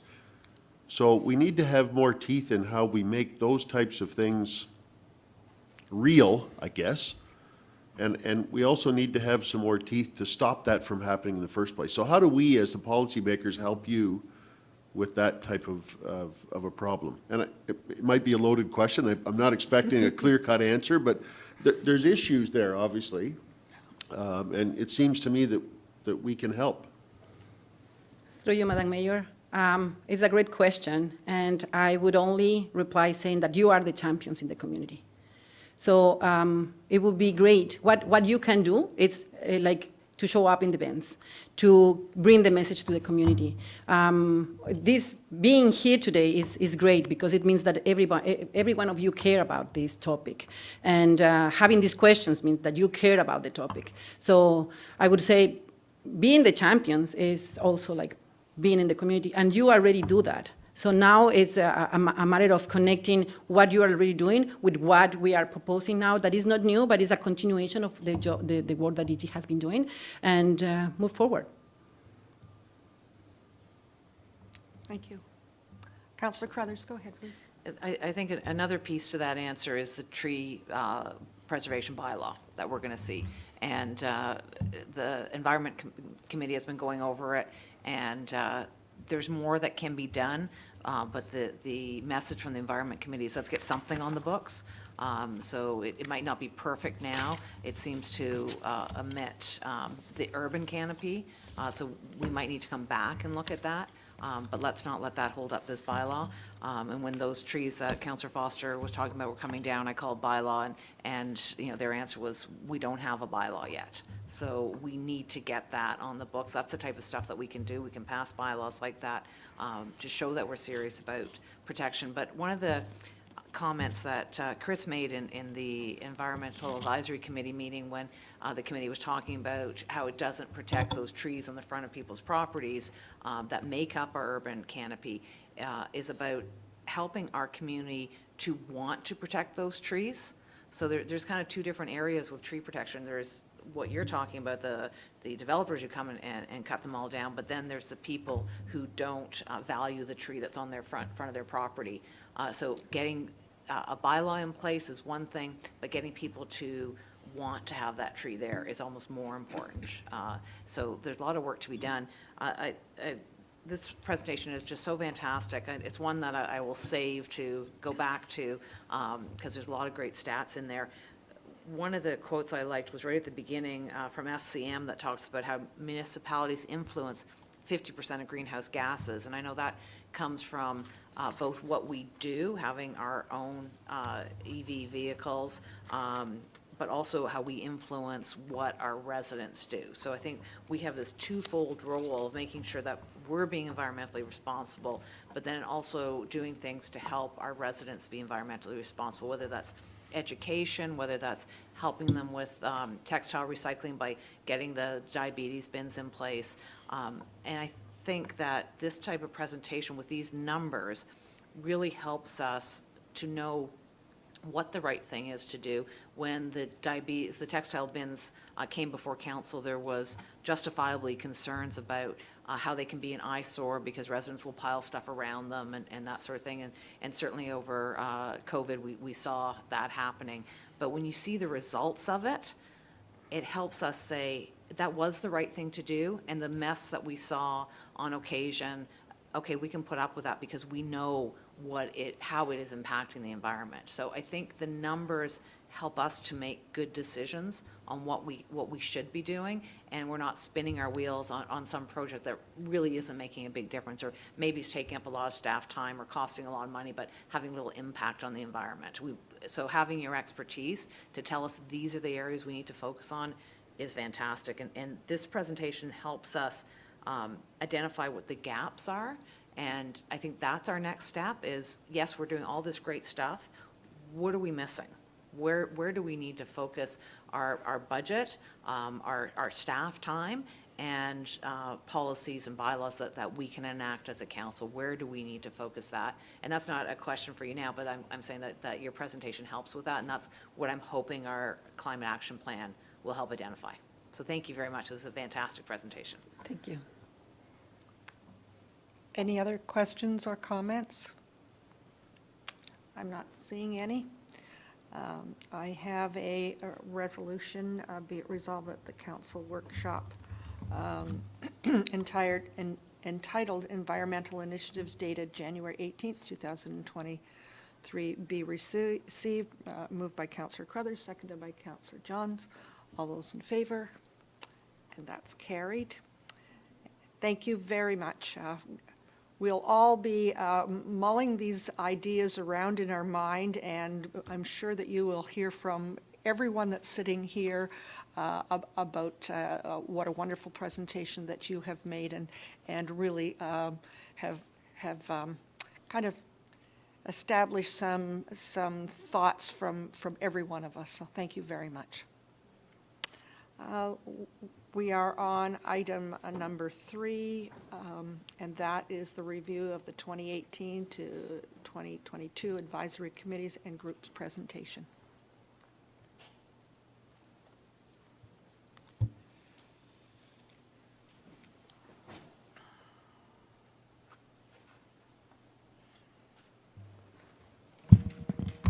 Right, good afternoon, Madam Mayor, members of council, staff, and members of the public tuning in via remote live stream. Thank you for the opportunity to present an overview and information presentation with respect to the 2018-2022 advisory committees and groups appointed by council. So the purpose of today's presentation is to provide you with background information regarding the various steps and that the previous terms of council considered when establishing their committees for the term, and an overview of the proposed next steps, which would be outlined in the journey forward. As outlined on the screen before you, the process was initiated with an extensive review of the 2014 to 2018 term structure. Through a series of one-on-one meetings, council workshops, and committee meetings, council directed staff to present a list of advisory committees for their endorsement of the 2018 to 2022 term. Through that process, council endorsed staff's recommendation to recategorize committees into 4 different categories based on specific details pertaining to general governance, roles and responsibilities, and as defined through the approved terms of reference and applicable reporting process. These included Category 1, which is the statutory committees, boards, and appointments, Category 2, advisory committees, Category 3, working groups, and Category 4, community groups. I will provide a bit more of a context for each of these categories in the coming slides, but in keeping with the process, following the establishment of the committees and groups and the adoption of their respective terms of references by council, through the proposed business plan and budget deliberation process, council also allocated specific funds to various advisory committees and groups. Committee budgets are typically approved by council to help committees fund all of their mandates and activities pursuant to the terms of reference. Following this, Council also requested staff to assist with the recruitment process. So this slide provides an overview of the steps associated with the recruitment process. As you can see on the slide, once committees and groups were established, staff were requested to publicly advertise for the recruitment. Applications were then received by the clerk's office, and notice was provided to members of council for their review. Council liaisons assigned by the mayor were tasked to carry out interviews and recommend appointments for council's consideration. Following interviews, based on recommendations provided by the council liaisons, council proceeded with appointing members through a bylaw to each of the advisory committees and groups. Priority was always given to Category 1, which is your statutory committees, boards, and appointments, as some of them, such as the Library Board, are governed legislatively by the Public Libraries Act, which outlines a timeline as to when the board has to be appointed. It's also important to note that for all advisory committees, members who were appointed at the time to serve the 2018 to 2020 term were given an option to serve until the end of March 2023. The rationale for that was with the development of the new term, council would have some time allocated to carry out various different reporting, reviews, and then determine their next term. Following the appointments, the clerk's branch was then tasked to assist committee members and groups with training, onboarding, and carrying out the election of various advisory committee chairs and vice chairs. So that sums up a little bit about the background and the recruitment process. Are there any questions or comments at this time before I proceed into an outline of the actual advisory committees? I'm not seeing any. Through you, Madam Mayor, Councillor Oh, Foster. go ahead, Councillor Foster. This might be the appropriate time. Thank you, Madam Mayor. I was surprised this year with a couple of the committees that I was working with. There was actually confusion from some of our members that they were afraid that they would not be included in the committee going forward after the recruitment process. So I'm wondering if there's just some better messaging we could do at that point so they understand that, you know, they're going until the end of March and we're not trying to push people out the door and bring new people in. But I thought it was odd that there were some questions about that. I don't know if anybody else had the same questions, but a couple of committees ahead brought that up. Through you, Madam Mayor, thank you for that question, Councillor Foster. We have communicated with a number of committees and committee members who had questions and inquiries. Our website was also updated following a council direction to ensure that individuals who wanted to check for that information were made aware of the election process and the buffer between now and March. It is also noted in all advisory committee appointment bylaws in terms of the term that individuals are serving.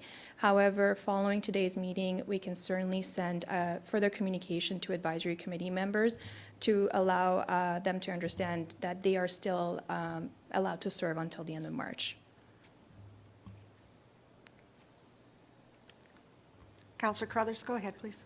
Perhaps that email could also welcome them to reapply. That, Absolutely. you know, we appreciate what they've done and hope that they are reapplying here. So make it as easy as possible and let them know what the expectation is, that we are hoping that they'll reapply.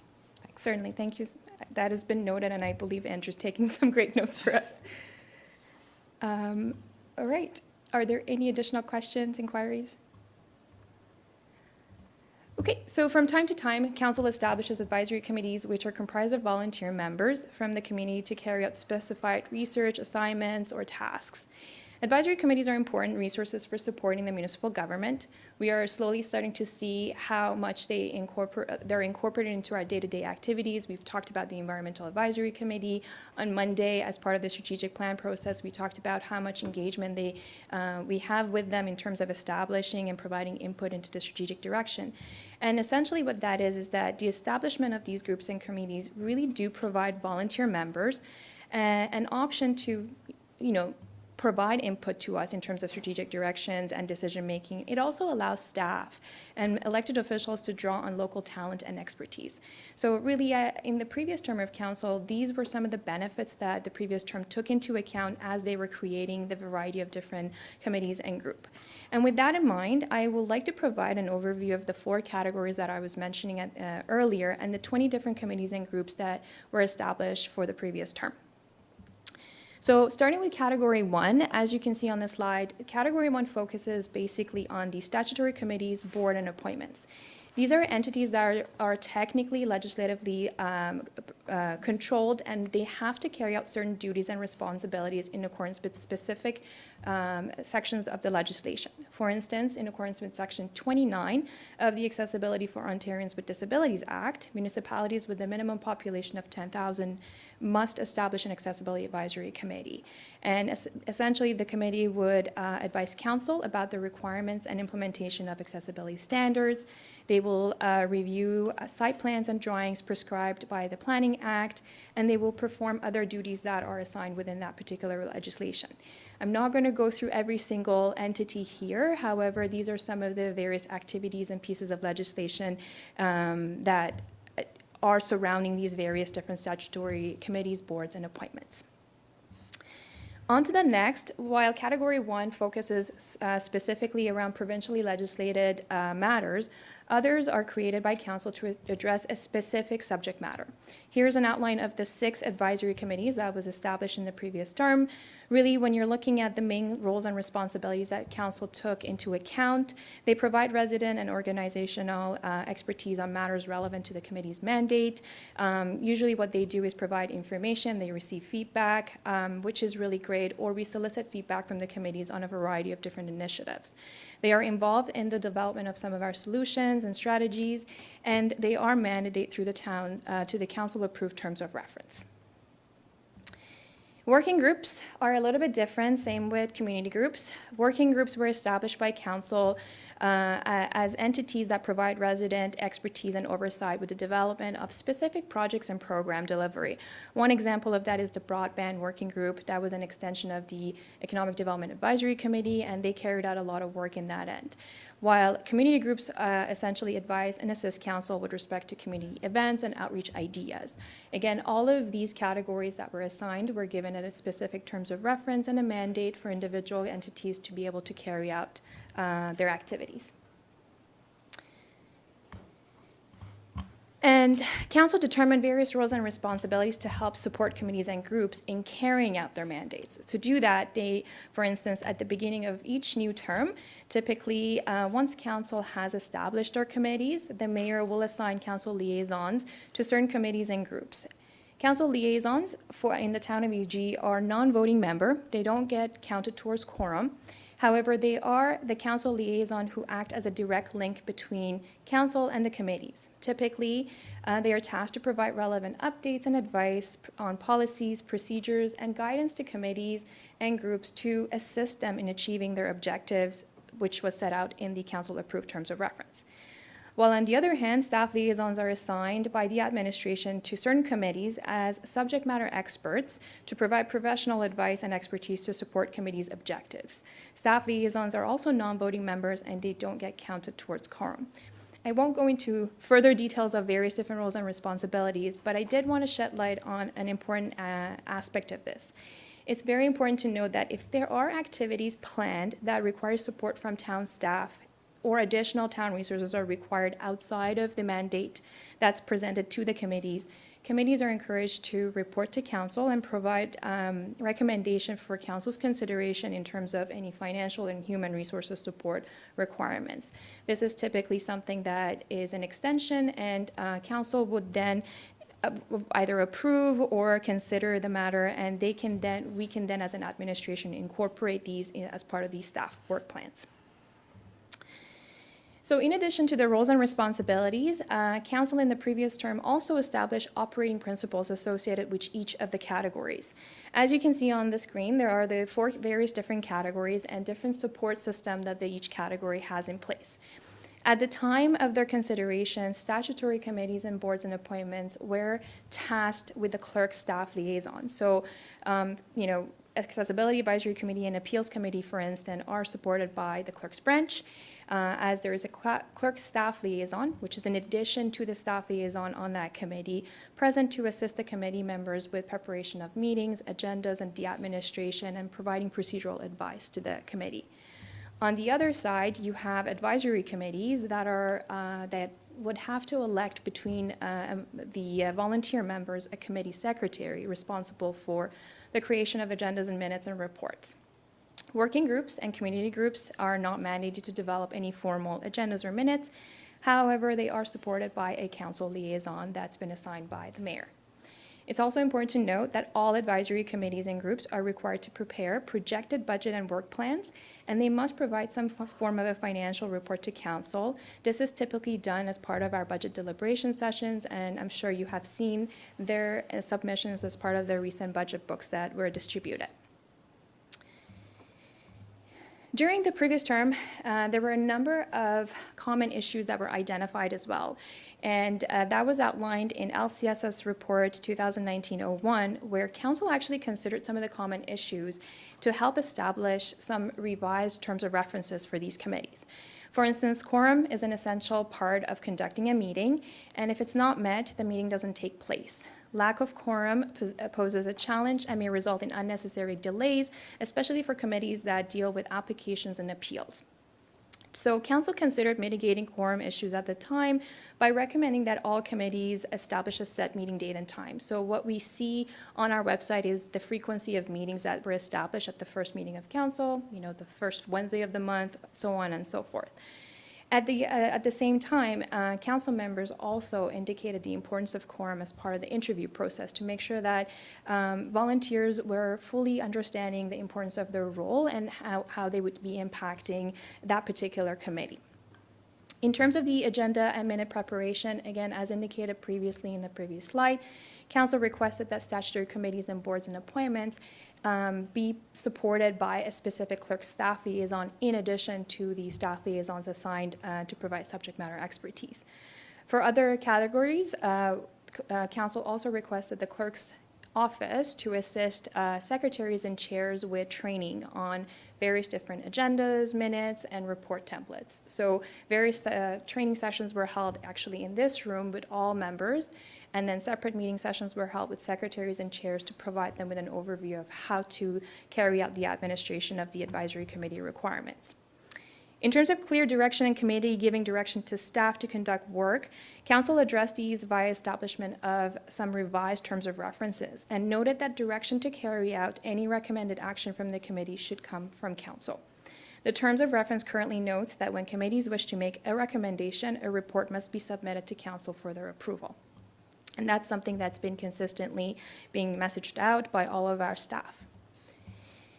With the common issues taken into account, Council then established the terms of references. This particular document acts as a bit of a document to manage expectations. Essentially, the terms of reference acts as a governance document. It outlines the committee's mandates, the objectives. It provides guidance on how Council reporting and requirements should be carried out. It assigns duties and responsibilities and outlines a variety of different aspects of how the committee should be functioning. So with that in mind, that was just a little bit of the overview of some of the tasks and activities that took place in the previous term. Before moving into the journey forward, I wanted to pause here to see if there are any questions, comments, or inquiries that we should be addressing before proceeding to the next steps. Councillor Crothers, go ahead, please. It's been my experience, and I've only been involved in a few committees, but prior to being on council, I was on the library board and environment committee. And it's my experience that a lot of people join the committee because they're passionate about the work of the committee and aren't necessarily good at taking notes or being a secretary. And it's very difficult when you have a committee, especially some of the committees have gotten small with COVID. We've lost a few members, and the person who's taking the notes, that's not their passion. And they might not be doing the best job of it, but you can't, criticize because at least you have someone who's taking the notes. I'm wondering with some of our advisory committees that are it's important to make sure that things are properly documented. If we could have some staff support, if we don't have someone who's able to do it. And alternatively, I'm wondering if when we go through the recruitment process, if we could put messages out to the community to say, if anyone is interested in being a secretary to one of these committees that has this particular skill set in doing that, because I'm sure there's probably people out there, I'm thinking of retired people, who would love to come out and just take the notes, and we'd probably get a better quality of notes than someone who is on the committee because they want to be speaking to the subject matter, and they're like, oh, I got to write that down, right? So I'm just wondering, I see that as a weak link in our committees is the note-taking, the minute-taking. Mr. Valtrek, go ahead, please. Thank you, Madam Mayor. Through you, I really am glad this part of the conversation's coming up, and I actually quite like the suggestion of laying out potential roles when that recruitment of membership is happening. But the other side to that, I think, and certainly the clerk and myself have talked about this previously, is we need to make sure that that note-taking responsibility is not an onerous one. So we are very formal about how we do council agendas, council minutes, council resolutions. I just think we need to be mindful that these are volunteers that are coming forward, volunteering their time and commitment to the betterment of the community, and we don't want to burden them with excessive administrative duties. And so I think part of it is having someone that is willing to take those notes on the committee that knows that will be part of the role. And part of it is for us to make sure that the expectations about what we mean by note-taking and reporting is very simple. And so, for example, in some past experiences, even with this council, we used to have minutes that had extensive notes included in the minutes of who said what, when, what the opinions were, how they conflict. And instead, the focus really, in my view, of these committees is the notes are, maybe that's oversimplified, but we need to keep it that simple so that anyone can do that simplistically that's sitting around the table. You don't have to be a trained minute taker or administrator to do that. I think that's part of it too. So we need to look at our requirements that we're expecting of these committees and make sure they are really, really dead simple. Perhaps we could provide a template for minute taking or the ability to talk about some kind of decisions that have been made, particularly if we use a standard format and people really have to fill in the blanks before they finish their meeting, and away they go. Is that a possibility? Through you, Madam Mayor, we do actually provide templates, but to the point that was raised by Mr. Valtrich, I believe the intent is that these are volunteer members, and Councillor Crothers, thank you for raising that. I think what we're aiming to do is simplifying the administrative burden onto the committees. So I think one of the tactics that we're looking into is identifying ways to make it simpler and providing a little bit more upfront in terms of the onboarding support so that committees feel supported all throughout and simplifying the template. So definitely that's something that we've been noting as part of our notes. Thank you. Go ahead. I'm wondering if, I like that answer, that's fantastic. But I'm just wondering if it's a way to maybe involve some of our seniors who might not get involved otherwise as a non-voting member that's just there to take the notes. And just to see if there's any uptake. Maybe we could reach out to our 15 to 5 and up club and Golden Anchor and just see if there's people who would like to come out with that one job. And I just think it's a good way to involve people who might not be involved otherwise. And well-skilled. If they have worked at a position that the skills that they have are required and retire without that in mind, this continues to have them a meaningful input into our community. So I think it's fine. Councillor Roy DeClemente and then Councillor Leahy. Thank you, Madam Mayor, and having worked with a great deal of our committees, I think over the years we've certainly, especially in this last term, helped to scope the role of the recording secretary. The template that's provided is one that's basically just fill in the blanks, and in many cases, it allowed for the person who was the secretary to also meaningfully participate in the meeting, because often what would happen is they would get so caught up in writing the minutes that they weren't actually able to engage with the material. So I think it's an education process for everybody who's on those committees to understand that when you say minutes, what you're really doing is what time did the meeting start, who was there, and what resolutions did you pass? That's really all you really need to take record of. But one of the challenges that we come across, I think, is the next step. And that is when that resolution is passed, which is usually, dear council, we would like you to do this, because you're an advisory committee of council. There's supposed to be a report that comes to that. And that's when the heads start to swivel to the staff liaison to write the report, or the chair doesn't know how to write the report, what format it should take.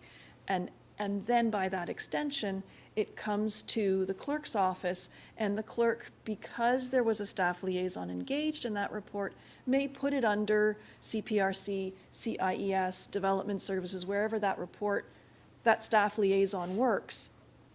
It comes to us under our council agenda as looking like a staff report, when really it's in a committee of council advisory, which should be coming to us. I believe it's under other business.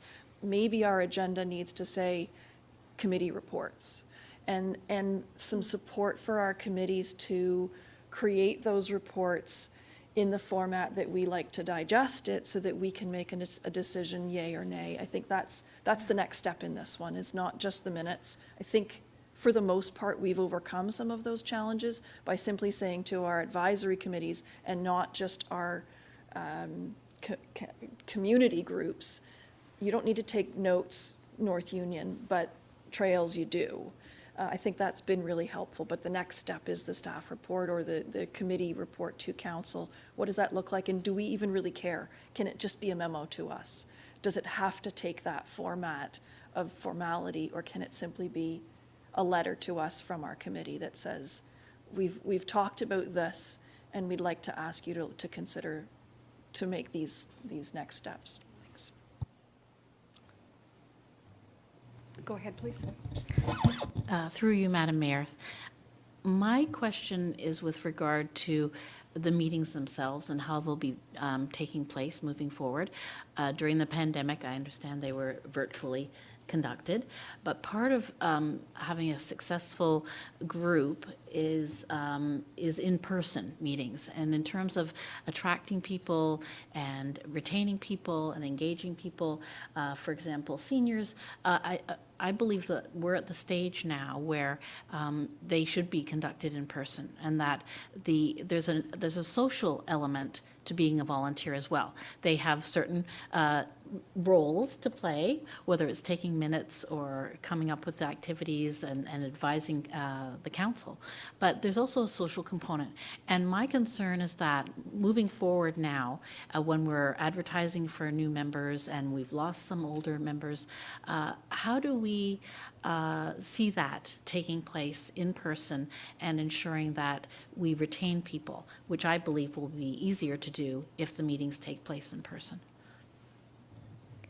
Through Madam Mayor, that's a very great question, Councillor Leahy. I think there are a number of ways that we can look into this. I know during COVID, the intent was to have them all remote, and the reality was that we didn't have the room facility set up to be able to accommodate a hybrid meeting for our advisory committee members at the time. And of course, there were some restrictions in terms of gathering.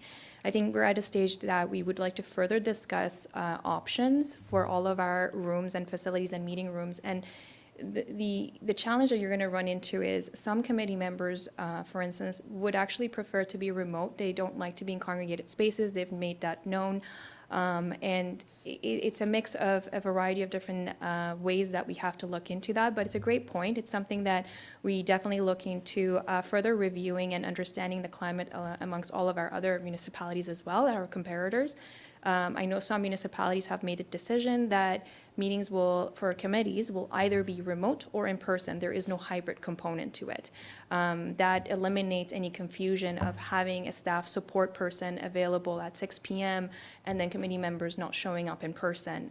So those are some of the things that we are monitoring currently, and we're going to be working with our staff team to further review and provide you with some strategies for consideration. Are there any other questions? Not seeing any.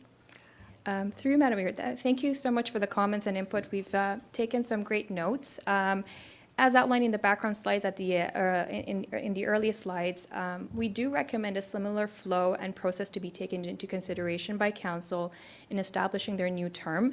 Typically, this is supported by a staff report, which considers requests for establishing new committees, process, review of mandates, terms of reference, and so on and so forth. One of the examples of that is at the June 7th, 2022 meeting, our Diversity and Inclusion Advisory Committee provided and presented a recommendation to council to consider the establishment of a youth advisory committee. So that's something that is not part of the 2018-2022 model. It needs to be endorsed by council, and further instructions and directions are to be provided. So again, this staff report would assist in creating that conversation and allowing staff to move forward with some clear directions. In terms of a bit of a phased approach for appointments, as I noted earlier at the beginning of the meeting, priority has always been given to our statutory Category 1 advisory committees, namely the public library appointment. There is a legislative requirement imposed onto council to appoint the library board as soon as possible. And to support this particular legislative timeline, the board actually initiated the recruitment process back in November of 2022. Some of the items that they did carry out was creating brochures. Oh, apologies for that. Not sure what happened there. Okay. They created brochures that was printed for the library and the board members. It was distributed among anyone who attended the libraries. They created a landing page on their website to advertise for the application. They used a variety of different social media posts to promote it. And I know in speaking with the CEO of the library, the post ran until January 12th. There was a draft email that was provided to the current members, encouraging them to apply. And the CAO, throughout the process, communicated with the clerk's office, and we worked collaboratively for the intake of the applications. What I can tell you is that the terms of reference for the library board indicates that you require a minimum of 8 members and a maximum of 13. We have now officially, as of to date, received 12 applications. So council would be in a position to consider them for at least the minimum number of applicants. What we will be doing to help facilitate this particular part of the appointment is we, in the clerk's office, are going to be providing you with an email that will outline all of the applications received to date. There will be a matrix provided to identify a little bit of a background onto the candidates who've applied, whether they were a previous committee member or not, things like that. And we're hoping that once council has had an opportunity to review the applications, they would be in a position to appoint the board at an upcoming February 7th council meeting, given the legislative deadlines that's been assigned by the Public Library Act. Following that, obviously, for the remainder of your advisory committees, council direction is required for the establishment of the 2022-2026 term. We will be working with our communications team to create a communication strategy to advertise and promote the recruitments so that we can solicit more applications. And through the steps that were outlined earlier in our recruitment process, the clerk's office will continue to assist and notify council when applications are received. Again, appointments will have to be completed by members of council. This is typically done through an appointment bylaw, following which training and onboarding will take place. And as part of the training and onboarding, what I've heard today and noted is further requirement on how we can assist committee members in identifying easier ways to administer certain administrative functions. And in establishing the committee groups and and groups and advisory committees, one of the things that has been brought up over the years is an opportunity to have regular updates from committee members to be brought forward. I know Councillor Roy Clemente, you were referring to the reports coming back to you, to this body for further consideration. So at this stage, the only mechanism we have for regular reporting is through the budget deliberation. So we are suggesting that perhaps further consideration be given to committees in terms of perhaps regular reporting, whether it's in the form of a presentation or a memo to council, just identifying what they have been doing and encouraging and educating council in terms of their initiatives and what they've been using the funds for. So with that, Madam Mayor, this brings me to the end of the prepared presentation. I'm happy to take any questions, comments, input onto the next steps. Thank you very much. Questions? Councillor Roy Clemente and Councillor Leahy. Thank you, Madam Mayor. Just regarding the library board, I think that with 12 applicants and a budget process and the need to interview those people, a February 7th deadline is dramatic and not necessarily achievable. It's my understanding that the appointing bylaw appoints the library board until the end of March, or, and this is the important language, or until a replacement is appointed. So what that does is it creates the time for our current library board to continue to serve our community while we work through this process. So while the Public Libraries Act is very clear that it's within a certain period of time, I forget what the window is, I think it's 60 days from our first meeting. So that would have been 60 days from our inaugural meeting that we should have appointed a new board. But the language in our appointing bylaw allows us some leeway because they're appointed until a replacement is in place. So I don't think we need to work with February 7th.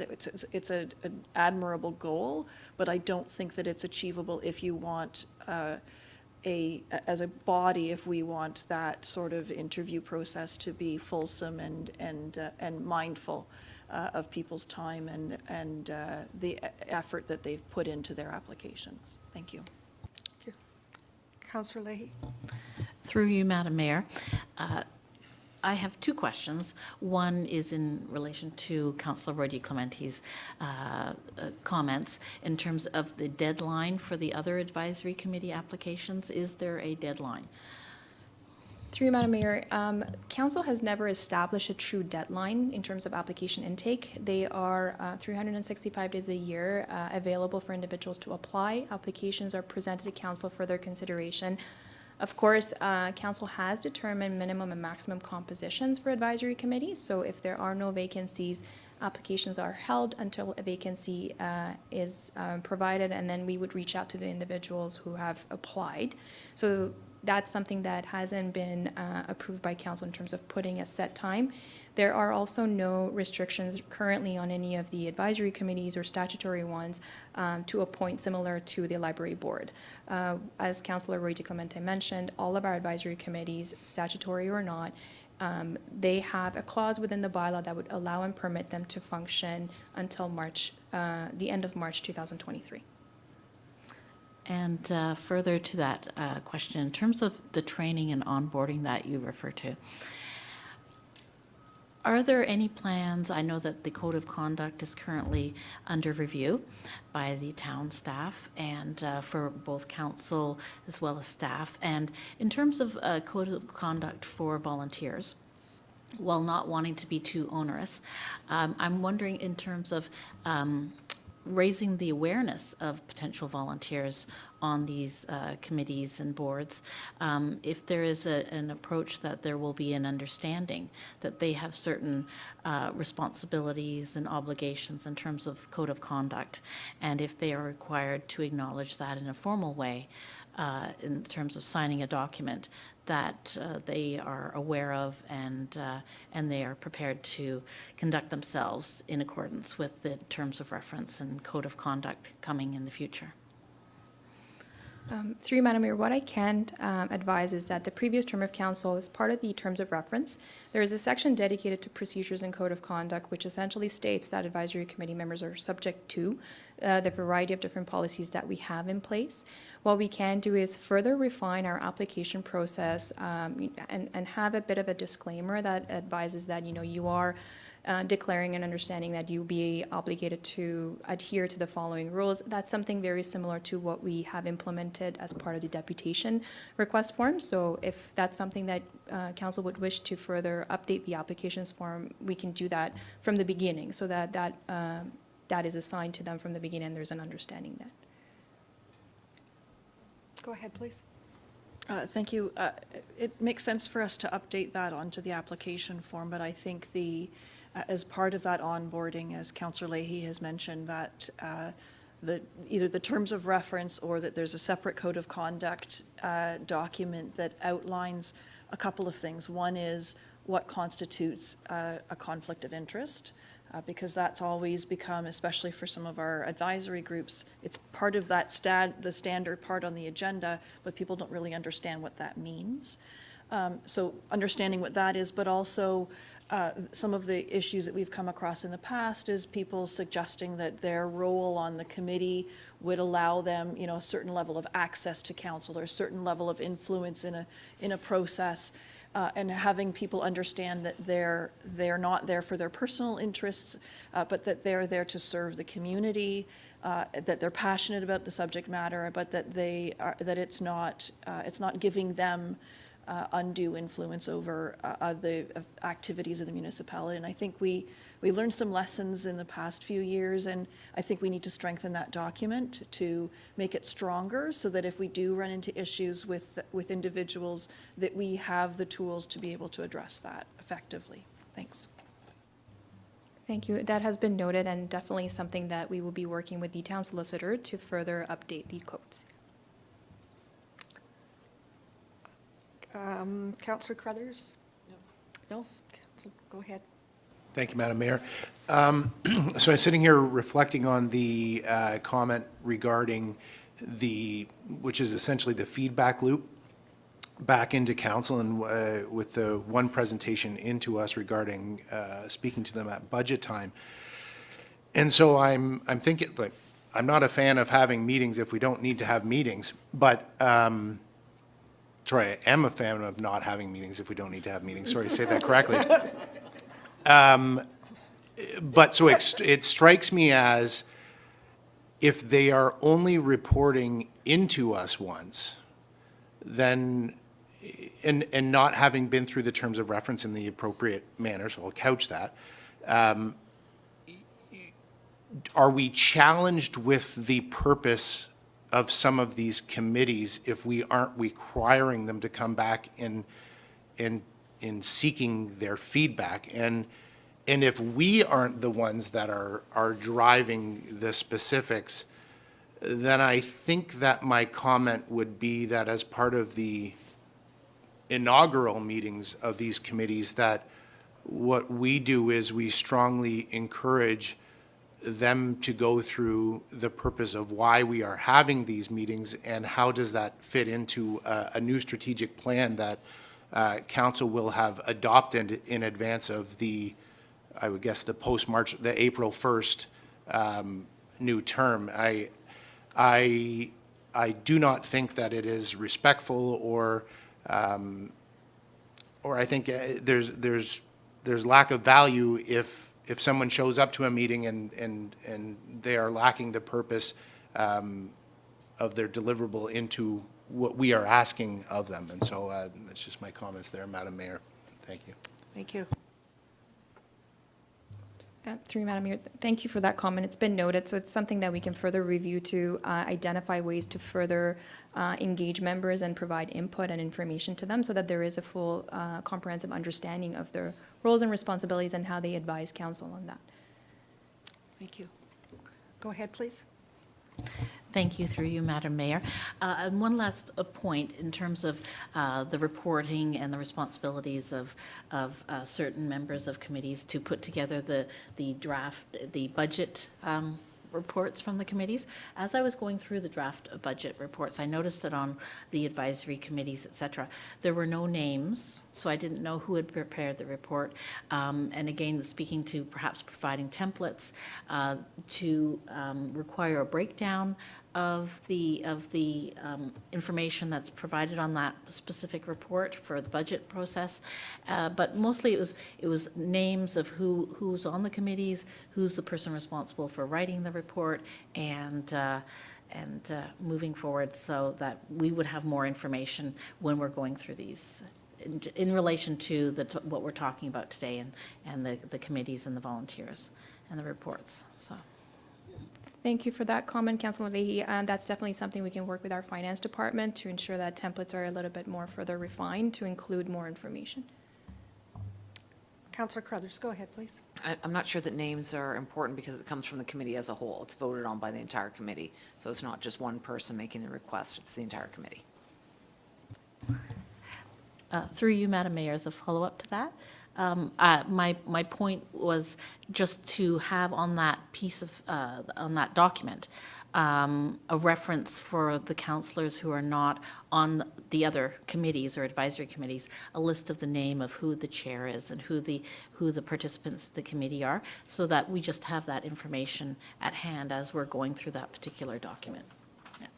Thank you. Councillor Roy DeClemente, go ahead, please. Thank you. I'm not sure that it's necessary to have it in the budget document, but I know that for our appointment and when we actually finish the process of recruitment, the clerk, and I'm hoping you'll do this again, Madam Clerk, has prepared basically a chart, and it outlines the members who, the applications, and who's being recommended to be there, who's the prior chair, how long they've served, how many years they've been there, that sort of thing, so that we do have that information. It's just, I don't know if it's necessarily important to keep it in the budget binder. To Councillor Johns' point, those terms of reference documents that we're creating, I think, need to be a little bit more clear on the marching orders that we're giving these committees. So what are their key deliverables? And yes, maybe we need to tie it to our strategic plan, but if they're subject matter experts, and, we want the Economic Development Advisory Committee to look at tourism, we want the Trails Committee to look at the short-term deliverables in the ATTMP. Those are the things that we want specifics so that we can guide their activities. Some committees are better at it than others, and we want to make sure that we're helping them all succeed, and that those volunteers feel that their contributions are meaningful to the organization. Thanks. Go ahead, please. Through you, Madam Mayor, just one last point about the documents from the advisory committees in the budget planning. In my opinion, and I don't believe this is the case, is that it's an option whether or not the chair of a particular committee gives a presentation to council on the money that they're asking for, or the money that was spent. And I'm addressing specifically the money that was spent by a committee. I don't think it should be optional. I think if any taxpayer money has been spent, I think it should be mandatory that a member or the chair of the advisory committee, whoever they deem to be the best public speaker or the most comfortable or the most prepared, would give to council a report, so that it's mandatory, it's not optional when it comes to accountability for taxpayers' money. Thank you. Comments? Councillor Crothers, go ahead, please. I would disagree with that. I think that there's a certain amount of operating budget for each of our committees to make sure that they can perform the duties that we are assigning to them, and asking these volunteers to take time off work to come to the council chambers to make a presentation, I don't think is necessary when most of the committees get the same $2,000 every year. I would feel very uncomfortable asking them to take time off their work to come and tell us why they need the money that we give them every single year. So the accountability piece would definitely be if they wanted an increase in money. If there was a special project, I would agree with that, but their base funding that just allows them to operate, I would not want to ask them to take time out of their day jobs to come and present to us, or even take an evening away from their children to come and present to us. I don't think there would be anything meaningful for us as council that would come from that. Mr. Valchek, go ahead, please. Madam Mayor, through you, perhaps this is an area where we could clarify a little bit of the role of the council liaison. And I would think the council liaison, as part of those discussions, would be there to, in part, ensure that the decisions that are being made to expend, quite frankly, fairly modest but important taxpayer dollars is done appropriately, and that the liaison would, in fact, perhaps bring something back to council if they thought there was a concern or an issue. The one thing that we have contemplated, and Ms. Lajavardi has referenced it in the presentation, is even if it's just a verbal update from a variety of our committee reps, perhaps once a year, it is pretty interesting, not only for council but for the public, to hear back and hear about the good things that the committees are doing. And I don't think, again, in the spirit of not making this complicated for people, I'm not suggesting they need an 18-slide PowerPoint, but even just some ability to hear back periodically and hear about the good things that are taking place from these important volunteers, I think is something well worth considering. Thank you. Councillor Clemente, go ahead, please. Thank you. I couldn't agree more that we maybe need to be more robust in having some information about the activities of the committee, and whether it's, I don't think it's necessary, to Councillor Crothers' point, to have a member come before council and speak to us. But having some information about what they've done. For example, our Heritage Advisory Committee, I know that they have been incredibly active, and their work has been really valuable to us. But if you were to look at the budget binder sheet, they haven't spent any money and they don't want to come before us. And that's not the message that I think they want to convey, or that doesn't even, it doesn't come close to the value that they've given our community. And I think that's what I think we're all struggling with, is how do we share those success stories? Through you, Madam Mayor, these are excellent points and comments. Perhaps what I could suggest is, we have done this in the past. We facilitated some one-on-one sessions with members of council to solicit feedback in terms of ways in which we want to improve the process. I think this would be an opportunity that before we present a staff report on the structures or so on and so forth, we can have a dialogue with members of council to solicit more and incorporate that into the structures. We have taken great notes, thank you for that, but it may be a bit more easier to have one-on-ones to gather that, consolidated form of feedback from everybody. I'm seeing nods. I think Okay, that's we will very positive. For sure. We will work with the EA to Mayor and Council to coordinate these meetings in a timely manner. I do appreciate budget and strategic plan, but the beauty of it is that it's concurrent with the strategic plan. So perhaps that could also further impact and change the terms of references to further align it with the strategic plan.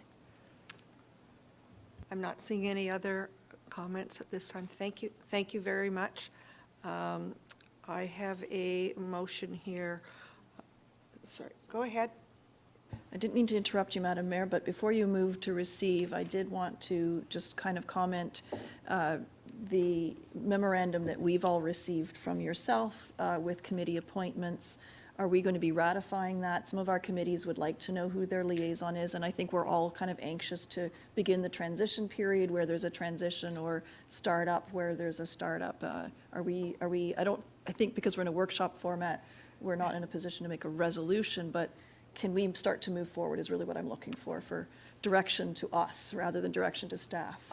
I know that we were in limbo, in that everyone had received the information, but we really didn't have an opportunity to have some feedback. The feedback has come today, so I would suggest that it would be put on the next available committee report, and the next time we're together, perhaps that would work to ratify that. Would that work, Madam Clerk? Through you, Madam Mayor, we can certainly incorporate that as part of the reporting back to further validate and solidify the various different liaisons assigned. However, just noting that the terms of reference allows yourself as the mayor to assign the liaisons to the committees it doesn't necessarily require further resolution of council to solidify that. That's something that was incorporated into the terms of reference. Go So in ahead. other words, we're going to get started. We're going to get started. thank you. Yes, I know that there are many people who are excited about moving forward. Thank you. And I do have a resolution here for our advisory committees and group presentations that we've just concluded. Be it resolved that the council workshop presentation entitled Review of 2018 to 2022 Advisory Committees and Groups dated January 18th, 2023 be received. And I'm just wondering if Councillor LaHaye and Councillor Crone would move that. All those in favor? And that's carried. Madam Clerk, I have no other items at this point in our agenda. Through Madam Mayor, there is a planned closed session meeting following this particular part of the meeting, but we ask that only the Deputy CAO and the CAO remain for that. Perhaps if council wishes, we can break for for maybe half an hour? I think that's a wise decision at this Or- point. 15 minutes? Yes. At a grievance meeting with Mr. Mackenzie, Chief Mackenzie, set for 2 that's been set aside a couple times. So maybe if we could maybe make it a little bit shorter, the break, and Certainly. And then a tactical update on some HR recruitment matters. So through Madam Mayor, I'm hearing that there is a 15-minute break consensus, so we can perhaps break at this time and come back at 1:15. Would that work, CAO Webster? Or 10 minutes? I believe that would be great. I'm seeing nods. Nods are good. Okay, so we would be back, what time are you suggesting? It's about 1 o'clock, so perhaps 10 after? Thank you. With that, we will have a recess until 1:15. Sure. Or 1:10, actually. What, I'm 10? hearing. Thank you. Okay.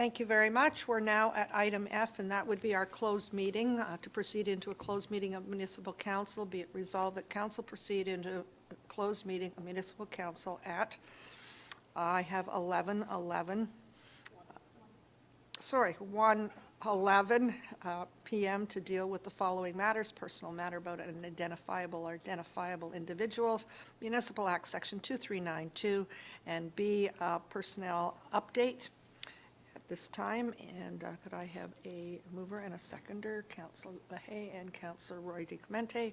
All those in favor? And that's carried. Through you, Madam Mayor, just bear with us for a moment as we transition into a secured closed meeting.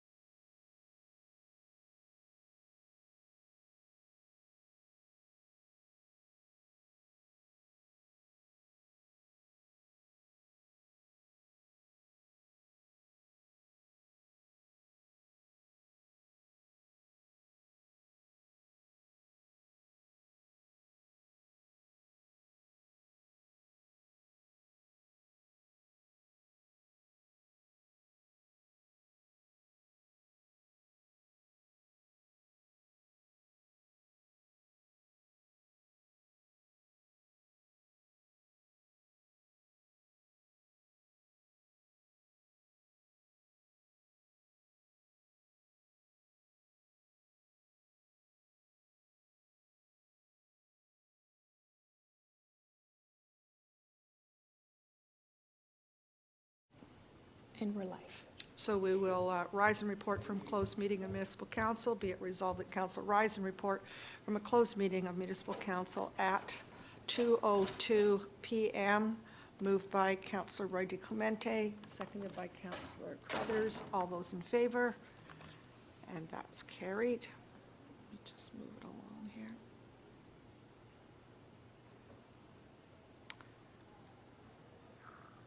Motion that council endorse all direction provided to staff at the closed meeting of municipal council held on.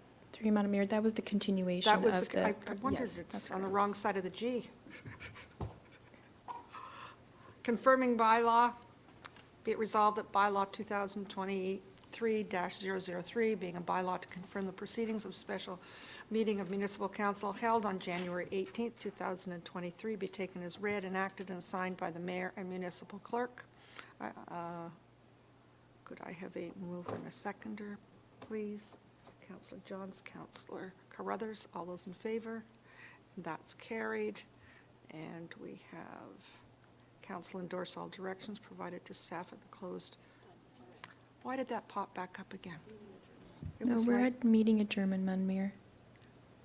I can do that. Be it resolved that the special meeting of municipal council adjourn at 2:03 p.m. Moved by Councillor Leahy, seconded by Councillor Foster. All those in favor? And that's carried. I don't even have my, all good. Thank you very